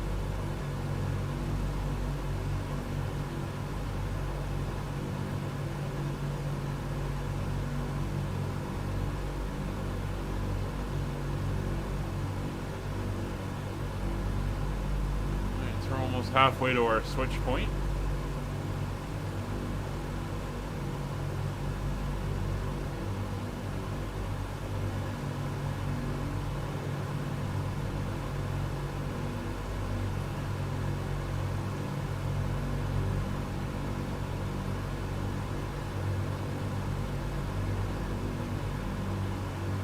Again, a nice slow way of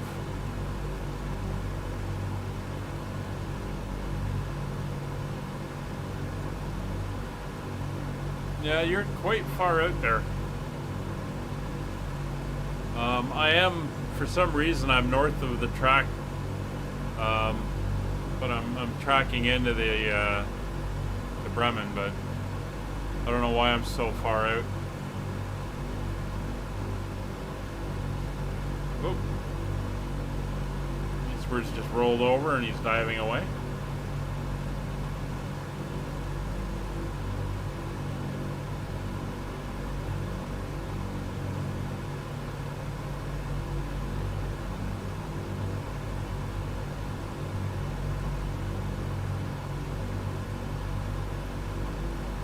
The passengers are enjoying the air show outside.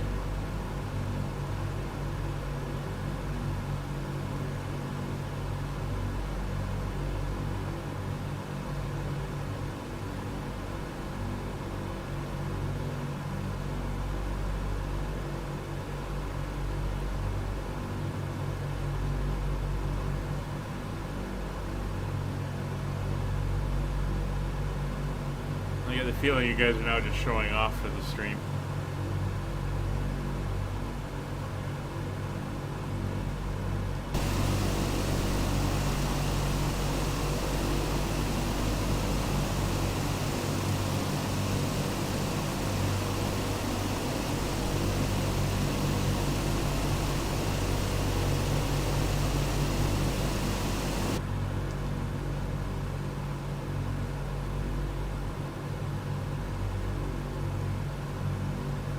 Well, that was the reason I was in Holland. It was back in '99, and really, Sky Vector gave me what did it give me? 58 degrees between the two.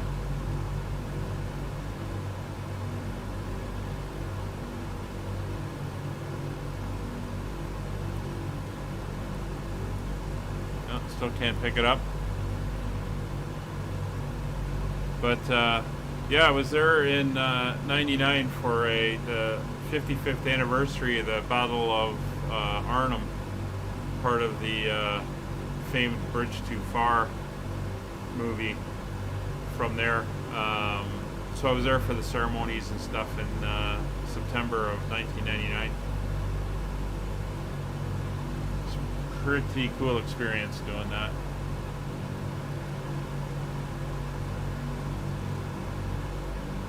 So we're coming up for, not even sure I'm going to pronounce this right, Zwol?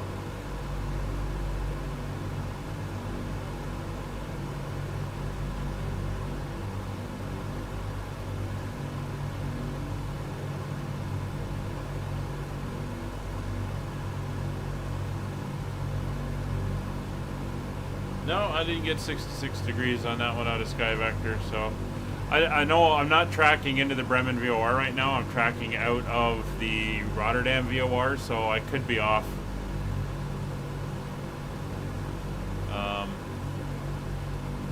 At 85 miles, when I switch over, it'll bring me back in. So we're 60 miles. I'm not picking it up yet.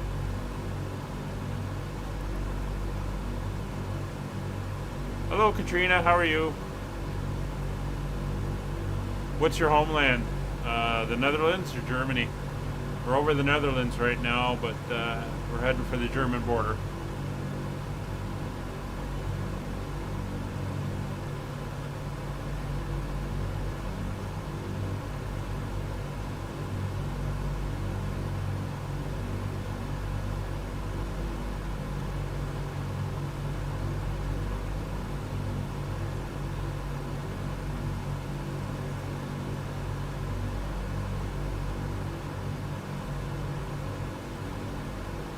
Everything's looking good. You can see the cabin pressurization. There's our differential pressure. We're level, so it's holding. And it is 3,000 foot simulated or adjusted pressure in the cabin. And we're at 13,000 feet.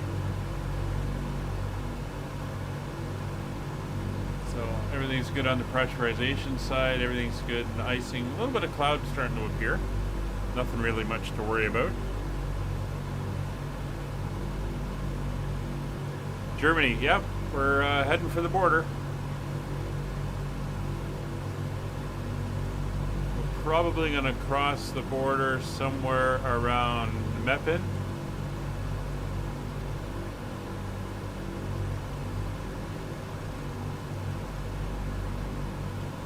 In that area. And we're on our way to Bremen.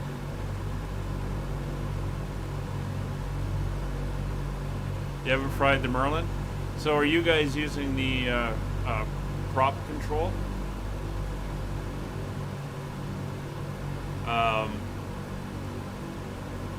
To pull your RPMs back and get her a little bit better performance?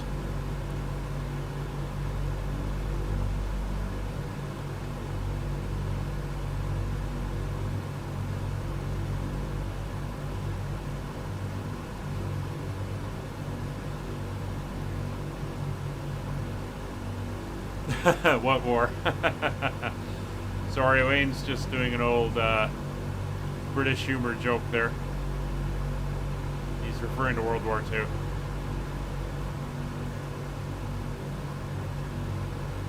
I think Wayne's been watching Faulty Towers recently.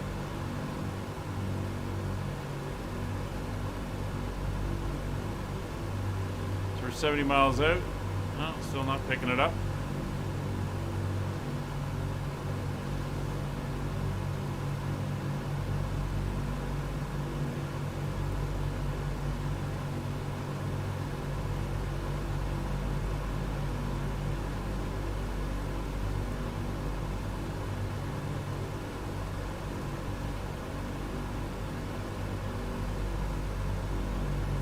So we just did I got the latest weather out of Hamburg. Winds are 290 up 5 knots, ceiling and visibility are okay, 15 degrees, QNH 1019. wind is slowly shifting to the north, which it's doing, and decreasing. So it should, by the time we get there, it should be 300 at 4, which is not too bad. We're going to land on runway 33, like I said. It'll be the visual approach, and it is a long runway, 12,000 feet.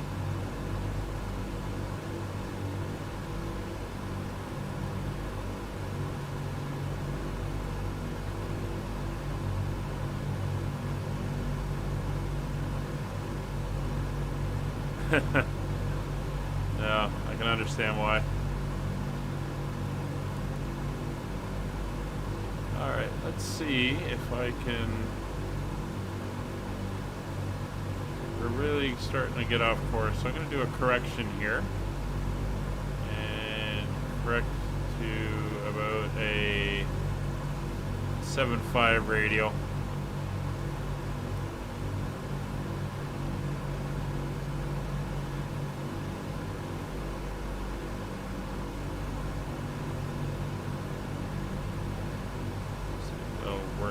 Better.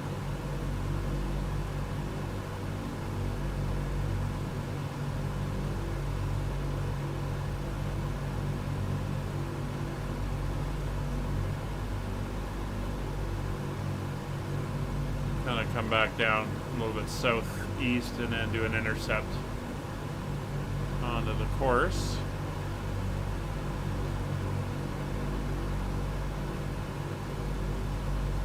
Start picking up the other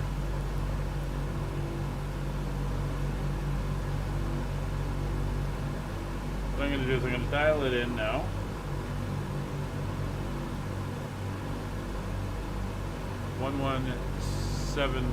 .45. Put it in. I'm going to go to gyro pilot mode.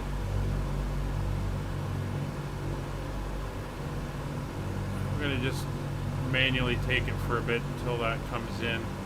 We're then going to want a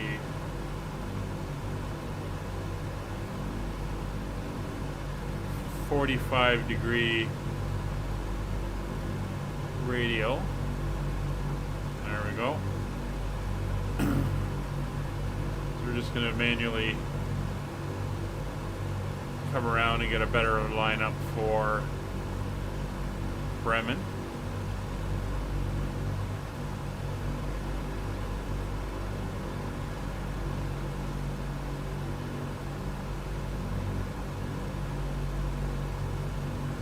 Should start to pick it up soon.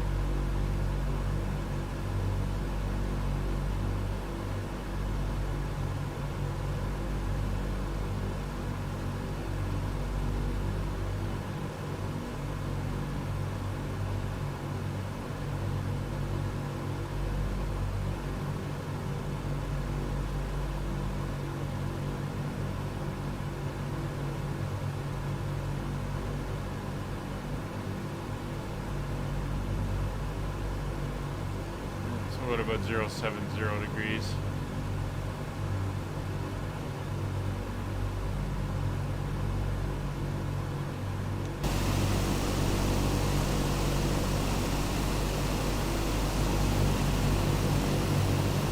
I too am a toast fan.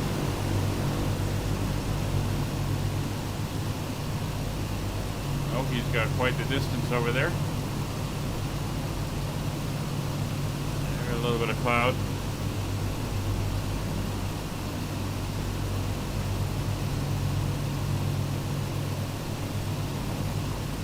We're just about to cross over the German border.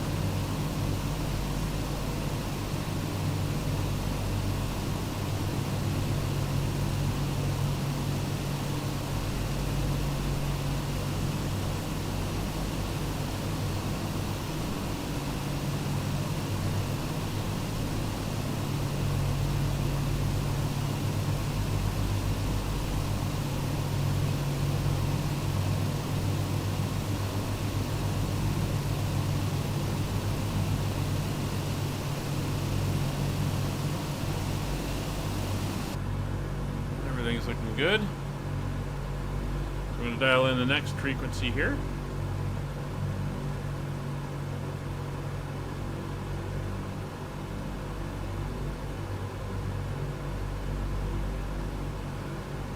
Yeah, it's my little fantasy flight here of being in the early 1960s, late 1950s, and doing runs around to some of the NATO bases.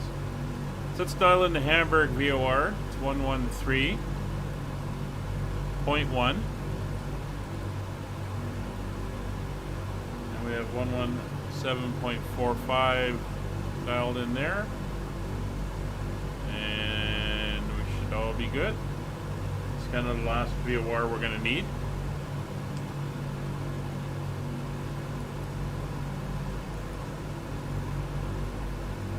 Still not picking it up. It's got me nervous.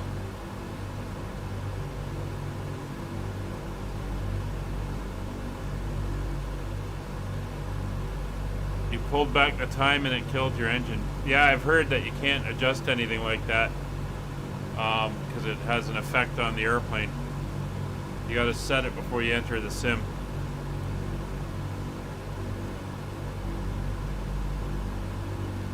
Looks like East Bird's going down. Where is he? Oh, there he is. Can you do a restart in the air? That's the question.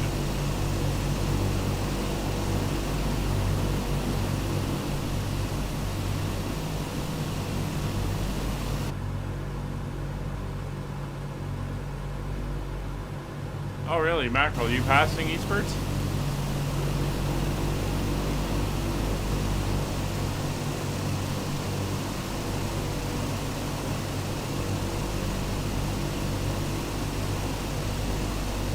Yeah, you just gotta talk nice to it, East Birds, and then she'll start up again.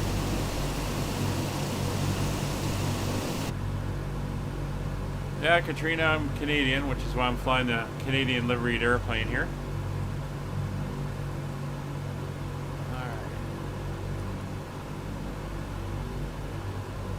Why I'm not getting anything from that one.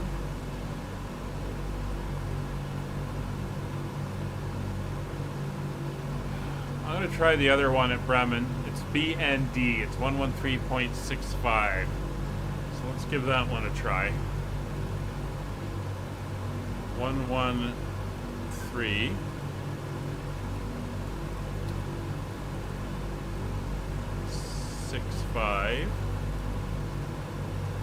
See if that one comes in.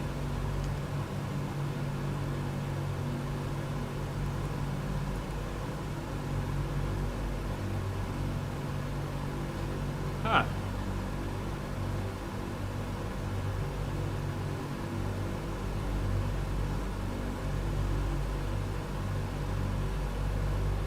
Interesting. Should be pretty close enough to be able to pick it up.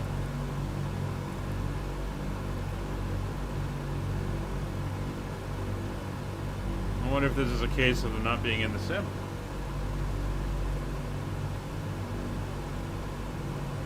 So that's kind of annoying. Huh.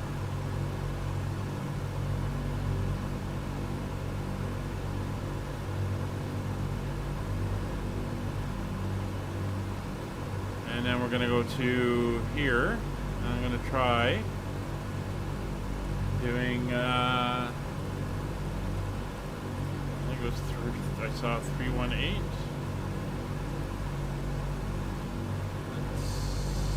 Let me just double check that on the chart. Yeah, 318, the HIG NDB. Let's see if I pick that up.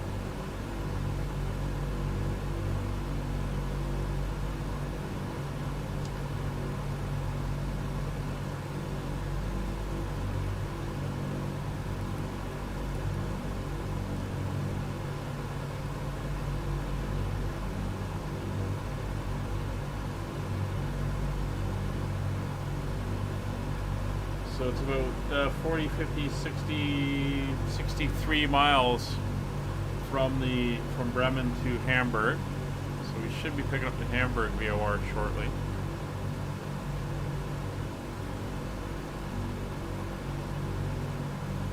I know, that's what I'm trying to pick up is distance. I'm not getting anything for it, for either one. I'll go back to the other one. It's 117. 45.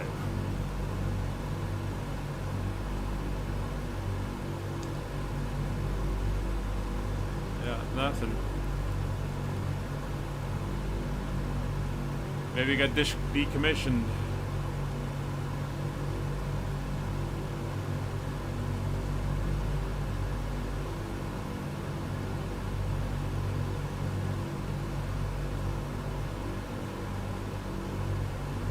Well, I know roughly where I've got to start my descent, so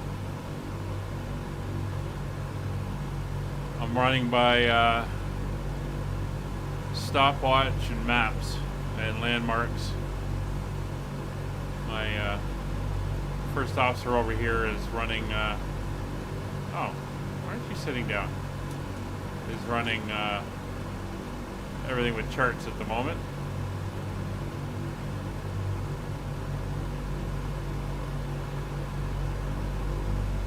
Oh, some nice little clouds there over Germany.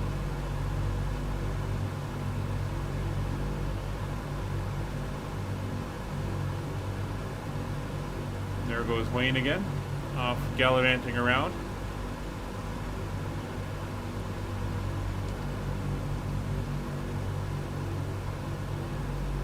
Alright, we're starting to arc over, so I'm going to tune back into that 58 degrees. Try to make sure I don't overshoot again.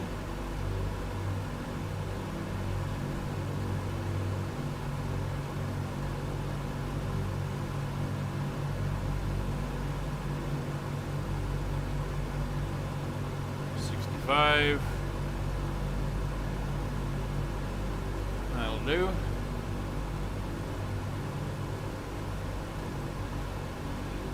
We're not doing an arrival. This aircraft can't do it. We can't make the speed and altitude restrictions on an arrival. So we're just basically flying directly to the Hamburg VOR, and then we're going to be doing a visual into runway 33. So I'm using the RNAV chart just as a reference, but basically we're gonna, let me bring it up. We're gonna fly from Brenham up on this path here. We'll be descending down to 3,000 feet. We're then gonna fly north of the city, south of the airport. Out to this point, we're gonna come around and we're gonna do basically a run down here. We'll do a couple right turns and then line ourselves up and then come in on the visual approach for the arrival. Which one? Is it 117.45? I wonder if it's a shorter range VOR. So that is the plan, Danny. It's a visual approach into Hamburg. It's really the only two options you have in the DC-6. It's either a visual or you could do the ILS. But in oh, there we go. It just kicked in. Alright, so let's get you over to 58.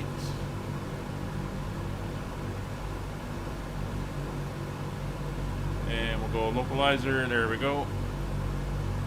And we'll get ourselves properly dialed in. Thanks for the heads up, Oki.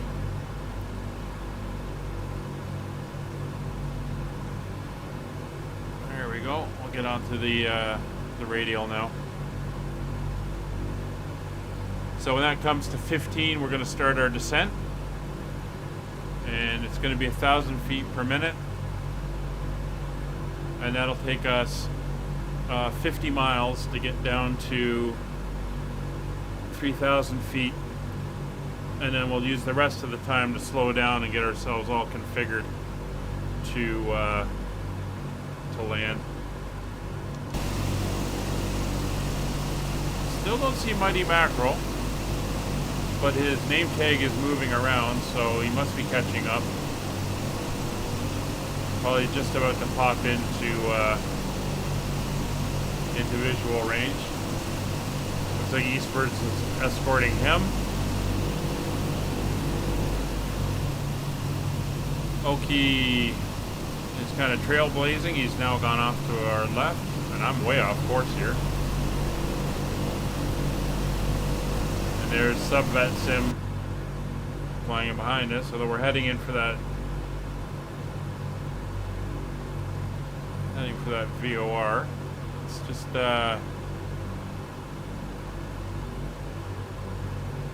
track inbound.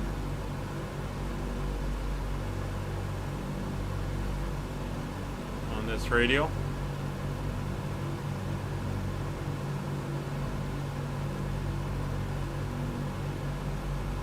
That's Kloppenburg. We just saw briefly down there in the window.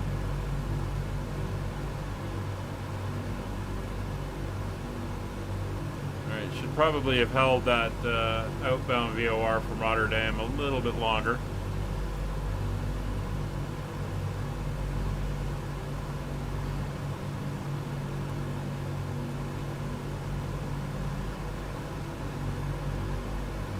It's all good. So we're expected arrival in 45 minutes.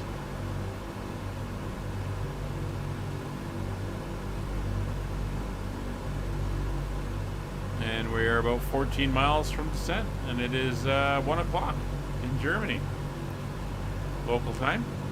So we're going to be probably deplaning somewhere around 2 o'clock. Now, let's just see where we're going to be parking.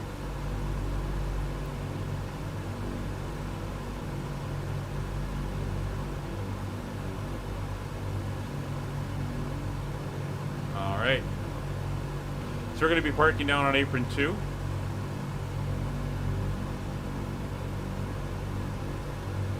So if we land on 3-3, which is very likely, we're going to probably be exiting at Echo 3, then we're going to taxi back on Echo 1, crossing runway 23 onto apron 1, and then across apron 1, across 3-3 onto apron 2, and there's some ramp parking, 700 series parking spots on apron 2, and that's where we're going to be headed.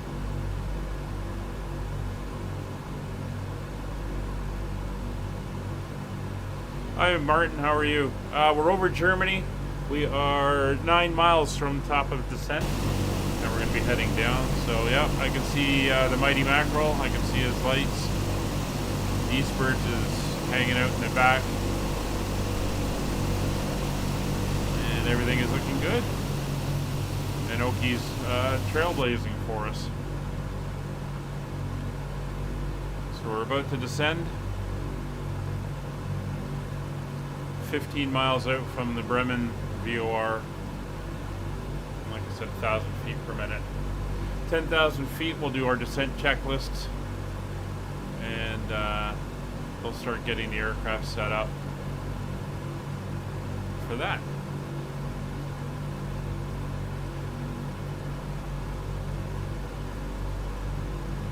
So we've got just a few miles left to go.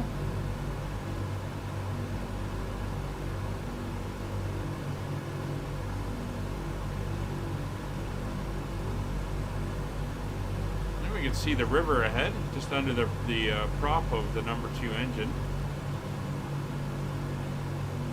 So that's the town of Bremen coming up.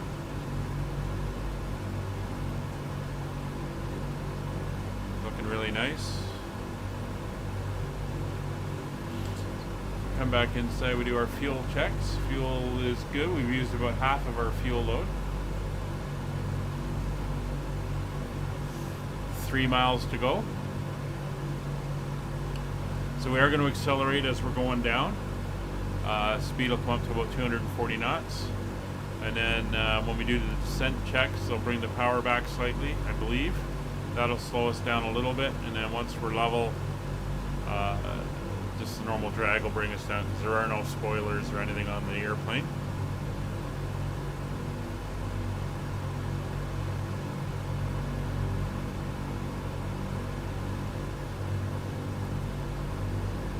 15. And we are 15 miles out. So we're going to start easing her forward. Actually, first thing we're going to do is release the altitude hold. And we'll start easing it forward. And we want to get down to about 1,000 feet per minute. And again, same as on the climb, we're going to have to watch that because it will vary, especially as the speed starts picking up.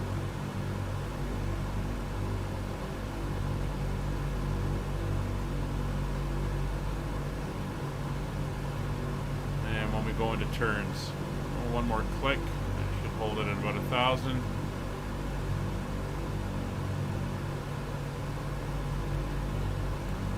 Now, are we picking up the Hamburg VOR? No, we are not.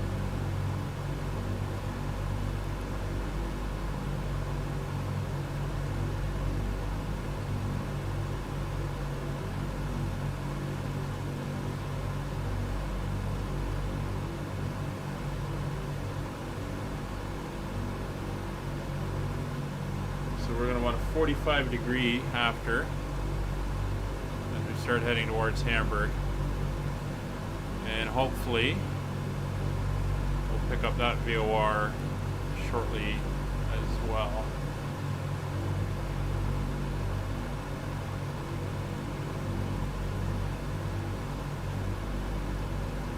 That won't help as we're getting lower.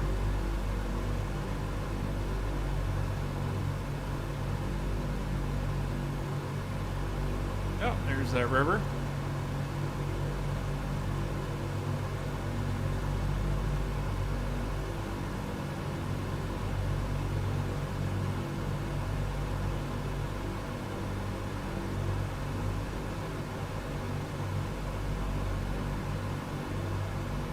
So, Wayne, point of interest for you, Bremerhaven is to the north. It's up at the coast of the North Sea there.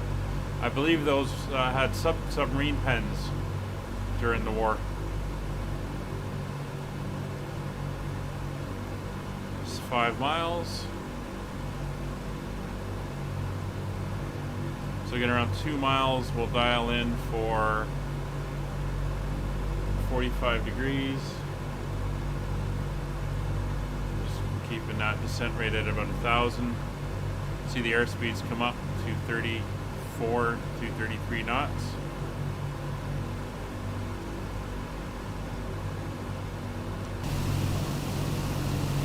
Yeah, I can see you. See you back there. You're looking good. I think you got eastwards trailing behind you.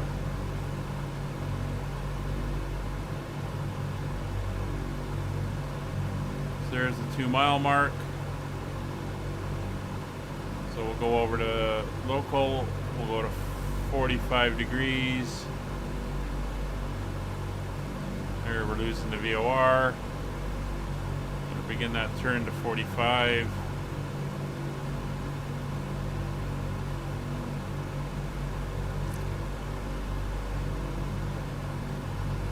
There's 10,000 feet. So descent checklists. 26 inches, please. Setting 26 inches.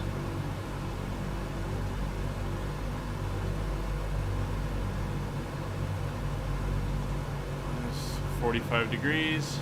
26 inches set. Descent checklist, please. So hold for a minute. Altimeters and flight instruments cross-checked. Seatbelt signs on. See On. the Engine bearings flow is coming low. in. Low. Descent checks are complete. So the RPM's been pulled slightly. That's going to slow us down. As you can see, it already is. We're at 230 RPMs. So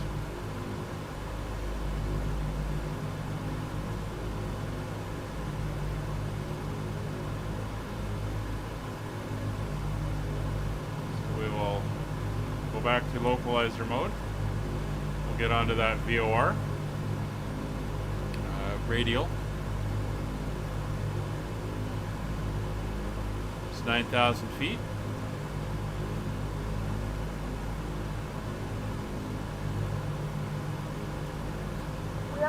final descent into Germany. Flight attendants will be passing through the cabin to select any crash one final time. Please ensure tray tables are stowed and You see the NDB is picked up. NDB1 needle is pointing that way, and the big marker here to catch your attention is pointing back towards that NDB we were flying by. NDBs have a shorter range than VORs, they're not as powerful. You can see it pointing backwards if we're tracking the NDB.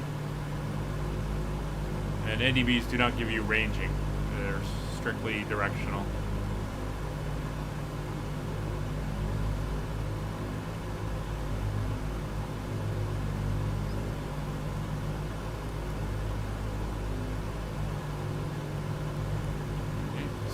Still nothing on the nav2 for the VOR at Hamburg. That's fine. 8,000 feet. Again, we're going for a 3,000 foot level.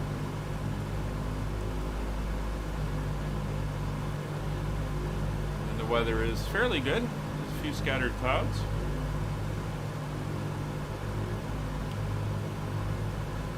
Alright, most recent Hamburg weather coming up.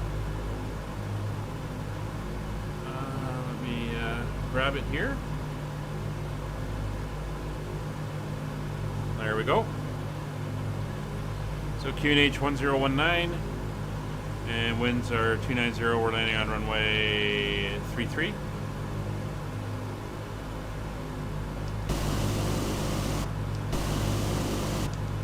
Looks like he's got his flaps down. So we're going to dial in now since we're getting down and we're descending right down. So 1019, get that dialed in. And we'll go over to Roger's side, dial it in over here for him. Alright, set and cross-checked.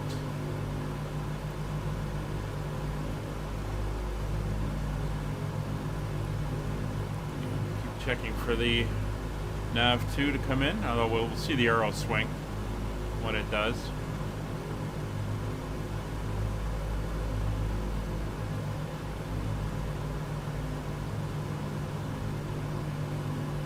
Zero, 4, 5.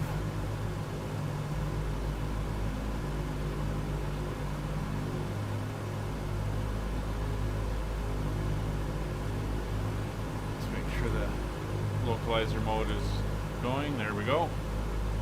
And we just lost that NDB and the needles have reset.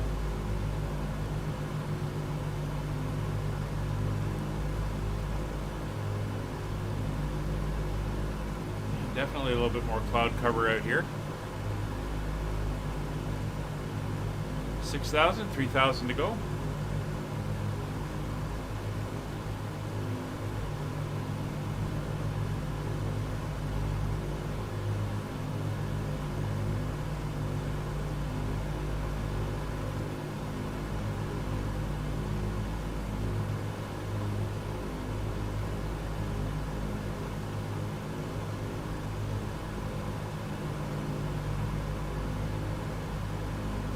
Again, getting close to the ground, a little bit of cloud going by, everything is looking good.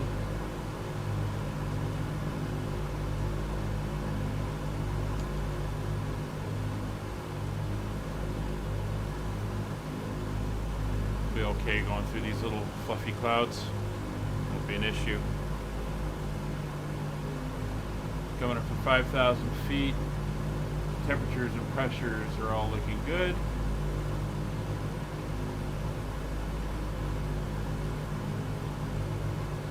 Still not picking up the VOR. Confirmation 113.1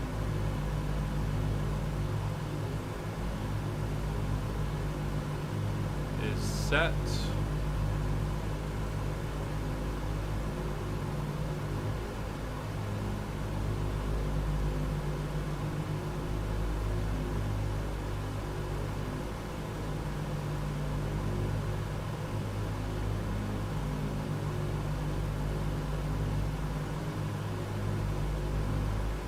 Looking at the charts.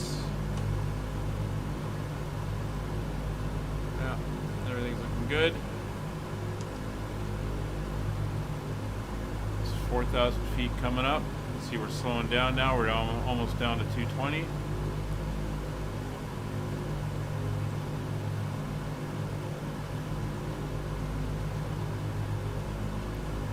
It could be Christian. I'm gonna have to talk to Dark and figure out what he did, or go back and read that and then give that a try to see if I can reset it.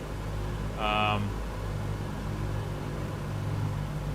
was thinking that on the way over, it could be that issue, so I'll have to go reread that. Alright, we're coming down to our level off. So same process as in the climb. 500 feet out, we'll start to slowly wheel this back in.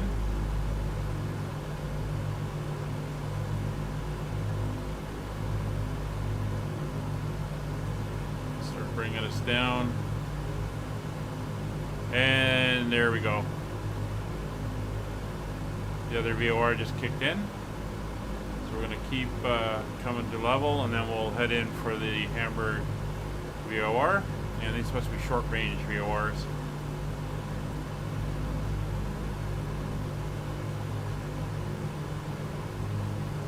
So we want 3,000 feet.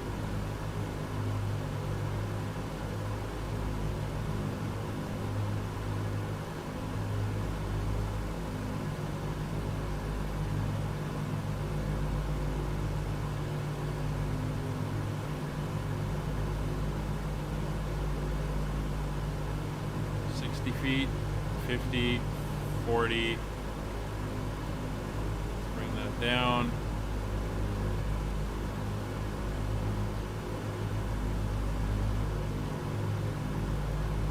And 3,000 feet. Switch over on the ADF.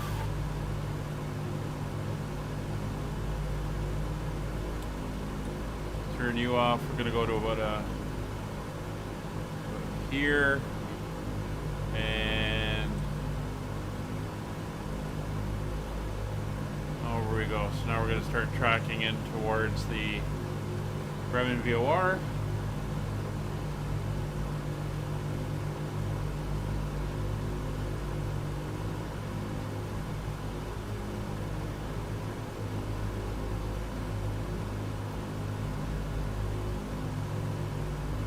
And we're just going to do a straight in.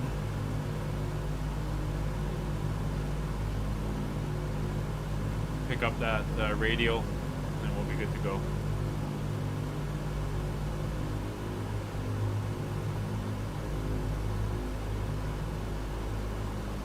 So once we hit the Ham VOR, we're going to go into manual mode, and we'll fly it in from there. So we're down level. Let's do the in-range checks. Cooling turbine. Normal. Fuel booster pumps.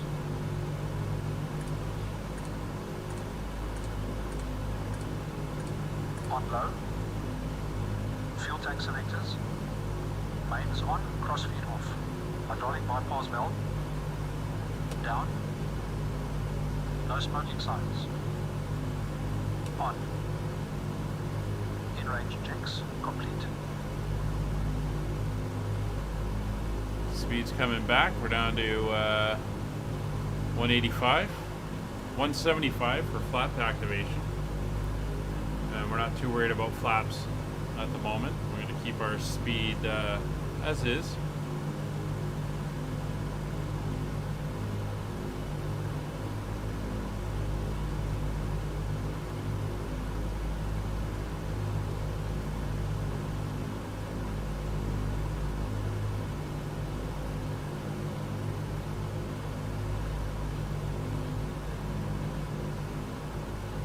So this is the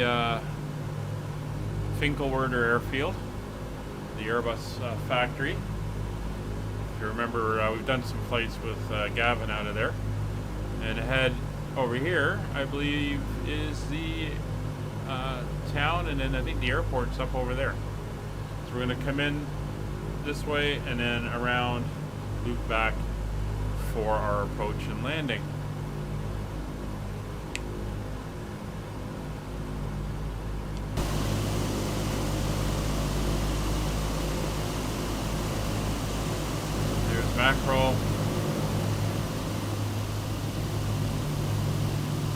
Okie. Yeah, and there is the airport. And you can see the long runway there. That's the one we're going to be heading for. So we're going to come out past and then do an intercept around for the landing.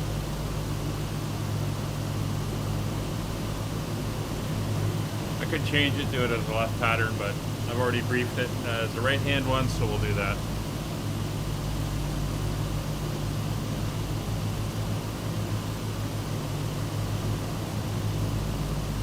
Yeah, I remember flying out of here, we all started over in front of this building here, and had to do the long backtrack down and take off.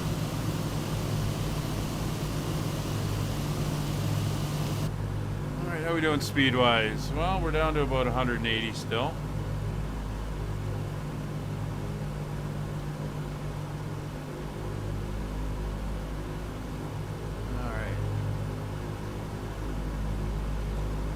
Something I did forget to do is set my throttles for when this happens.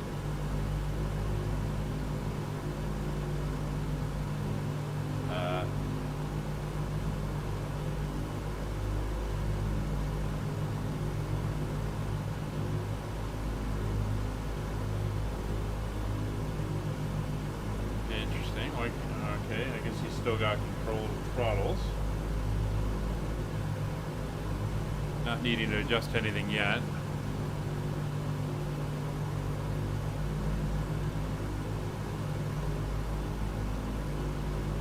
Alright, so we're going to go to a gyropilot mode now. We'll use this as our just our range indicator for the airport.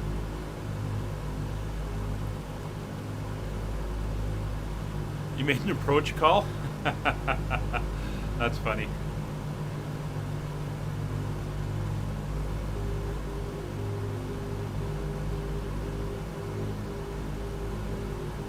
The outer marker for runway, whatever that is. 0, what is that, 05?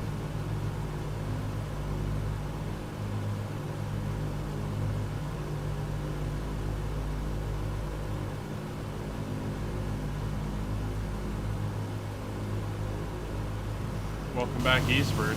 Where'd Eastbirds go? Or did he? Oh, there he is. Yeah, Subvet and Mackerel. All right.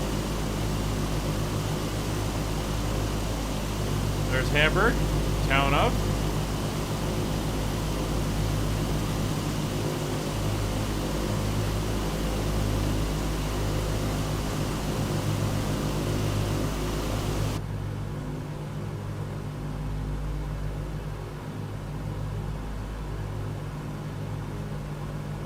There's the airport.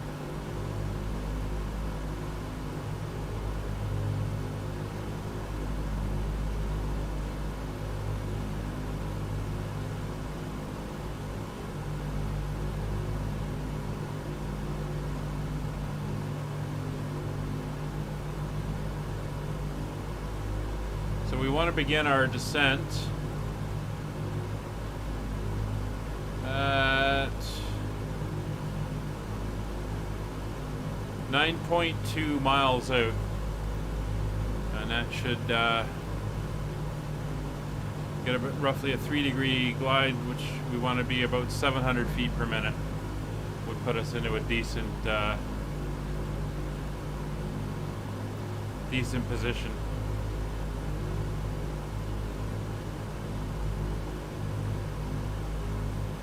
Right, so we're 7 miles out from the Hamburg VOR.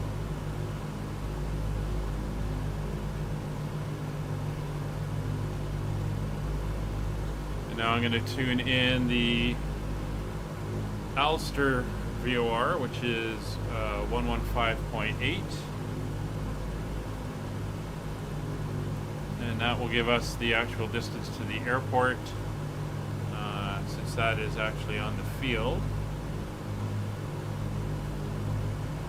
You can see it pointing back towards the field.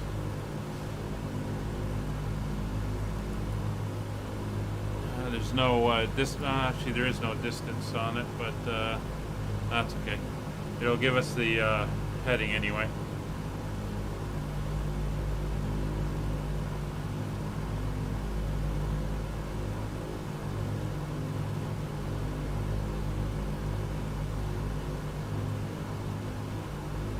And runway heading is 330 degrees. Alright, so we're going to turn now. I'm going to turn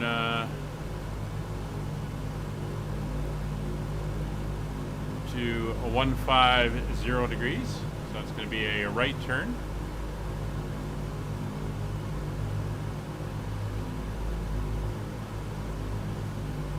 Take it at about a 15-degree bank.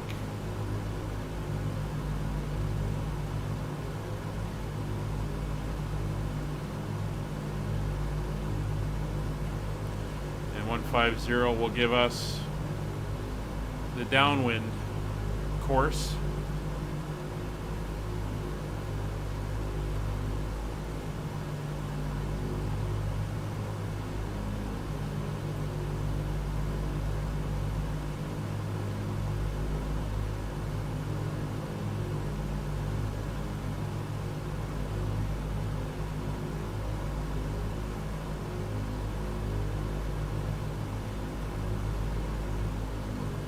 Go. Roll out. So we're now on the downwind leg.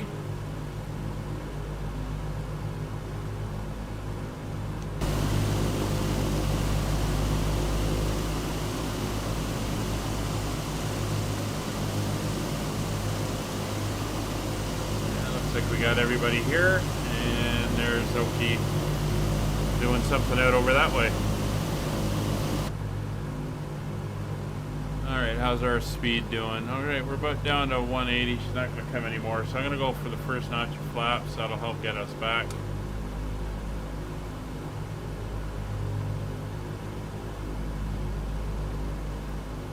Let the aircraft settle.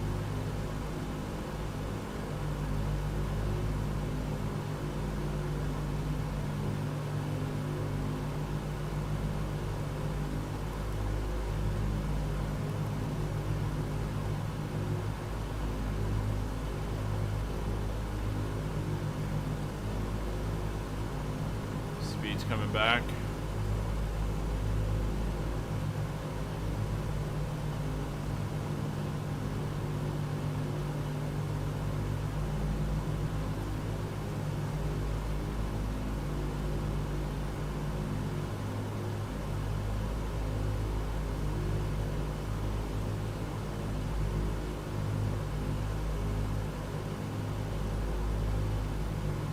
And we'll hold at 10 degrees of flaps for the moment. We see the flaps are down. 20 minutes till arrival time.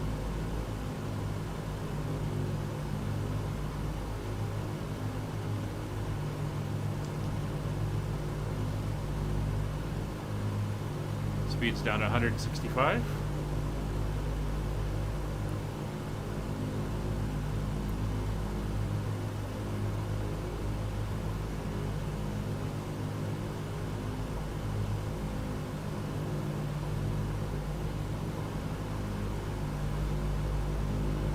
Bird's nice and tight formation.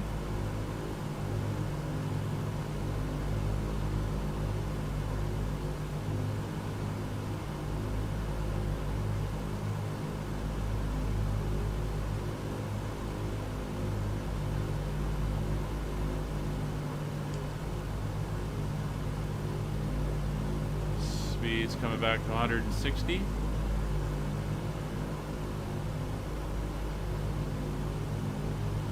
Basically, when we get down to the river, we're going to turn 240, and that'll give us our base leg.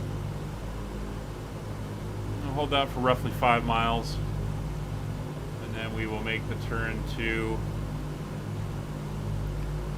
330.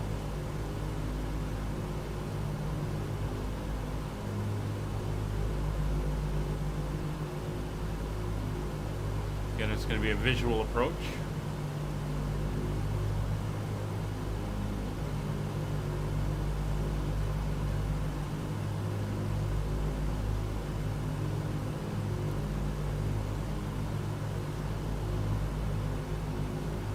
Speed's back to 160.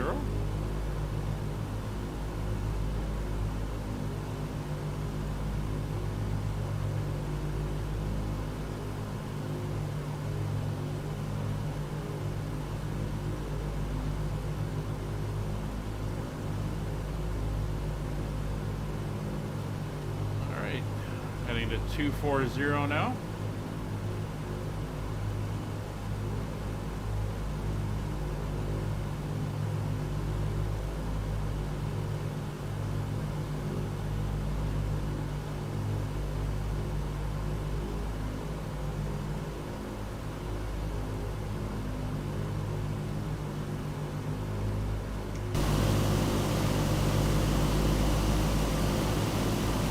You guys might want to give a little space for the landing. I know we're in multiplayer, but it's nice to see you finally made it up here, Mighty Mackerel. Alright, there's 21. 22. 23.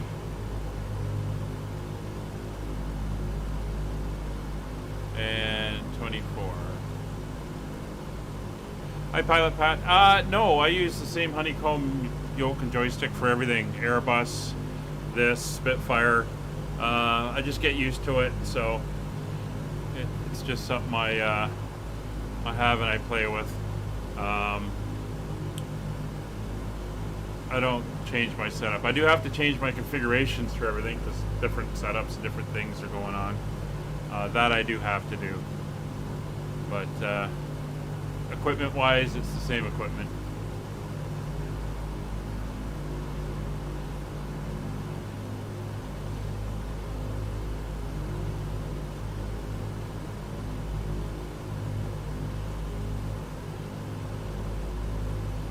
Yeah, and we'll get. I'll get your custom livery installed. I'll get Dark's one. Christian, I think, has sent me his. So I'll get that one. So we can make sure everyone's looking nice and pretty for the next time we do this. Alright, so we're about a mile to go and we're going to start making our turn to 3-3.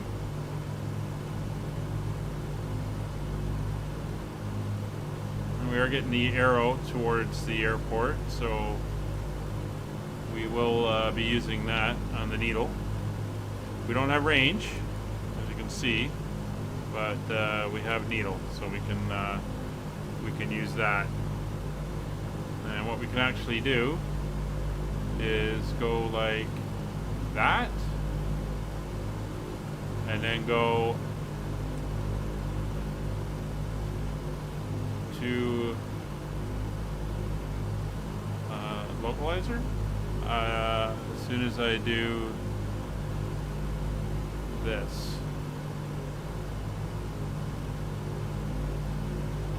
Maybe? Where'd it go?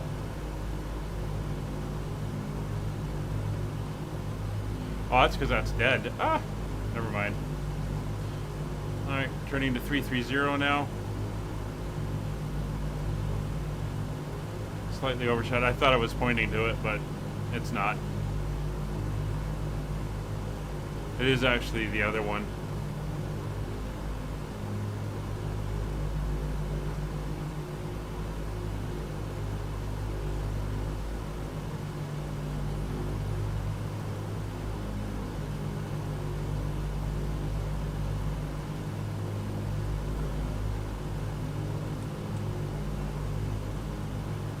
This way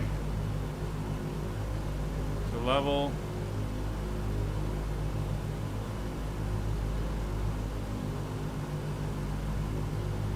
And we'll adjust. And we'll start our before landing checklists. Flaps 20. Setting flaps 20.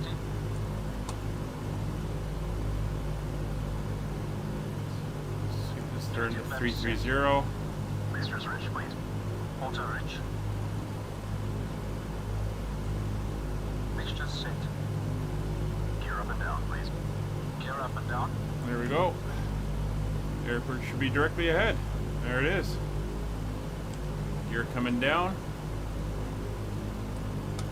I have power.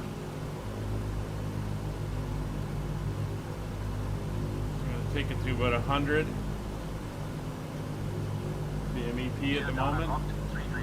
I'm going to keep the speed about 130. If we come up quickly, If we look again at our weights, our 2500 RPM set. should be coming in at 130 and 100 as our landing Count speed. flaps set. ADI. ADI off. Pull the engines back to 90. Landing lights. Speed good. Extending lights. And I'm holding 3,000 feet until we're about 9.2 miles out. Set call. Before landing checks complete.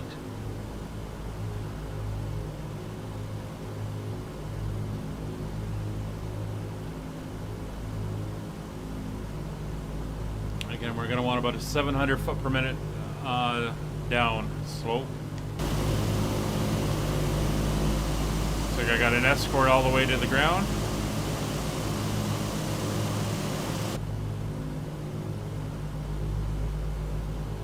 Alright, so we're almost there, so I'm going to disconnect the altitude hold.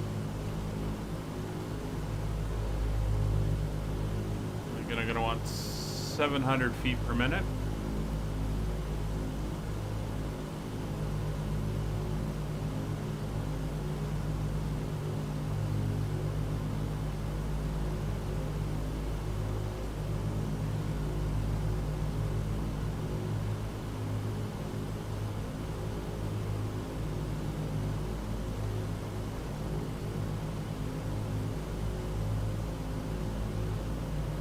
Just want to get the right distance.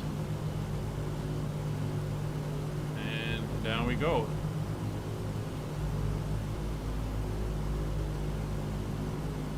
Rolling this forward to try to get to 700 feet per minute.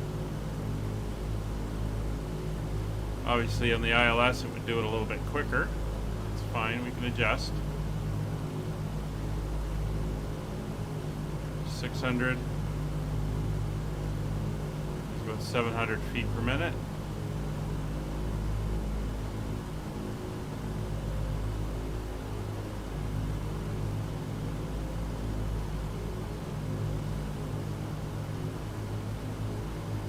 You can see we're slightly off, so we'll line ourselves up.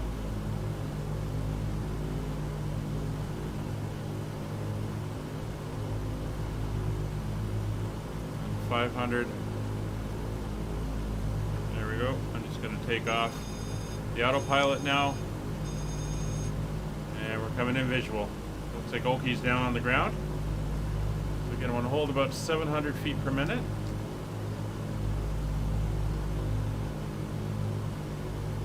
He didn't set the flaps, so we're going to get those going.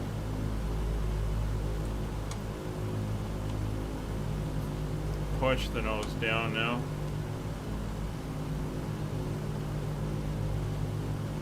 Go. Supposed to set flaps to 20 and he didn't.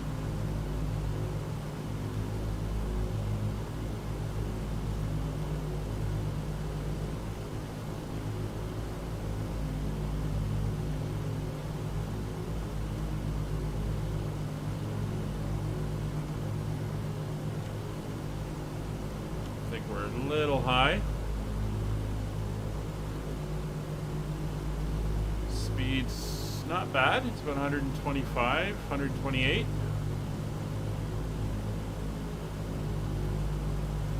There's our escort behind us.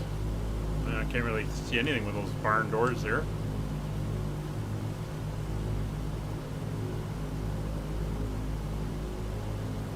Alright, gears down, 3 green, flaps 40. Signs are on, lights are on. Ourselves lined up again. Holding about that 70 feet per minute. Airport elevation's only about 50 feet, so coming down. Getting a little bit fast on the descent now. It's 1,100 feet.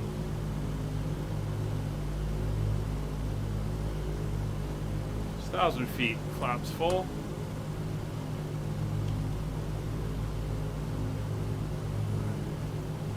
Let's keep the power up.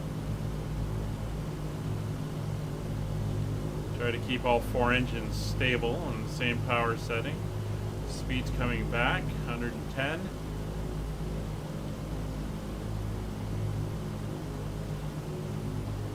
little slow. We're on course.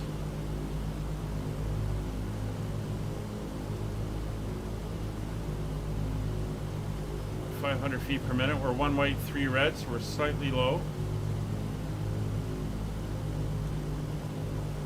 We're on a slightly shallower descent, so we should bring that back in.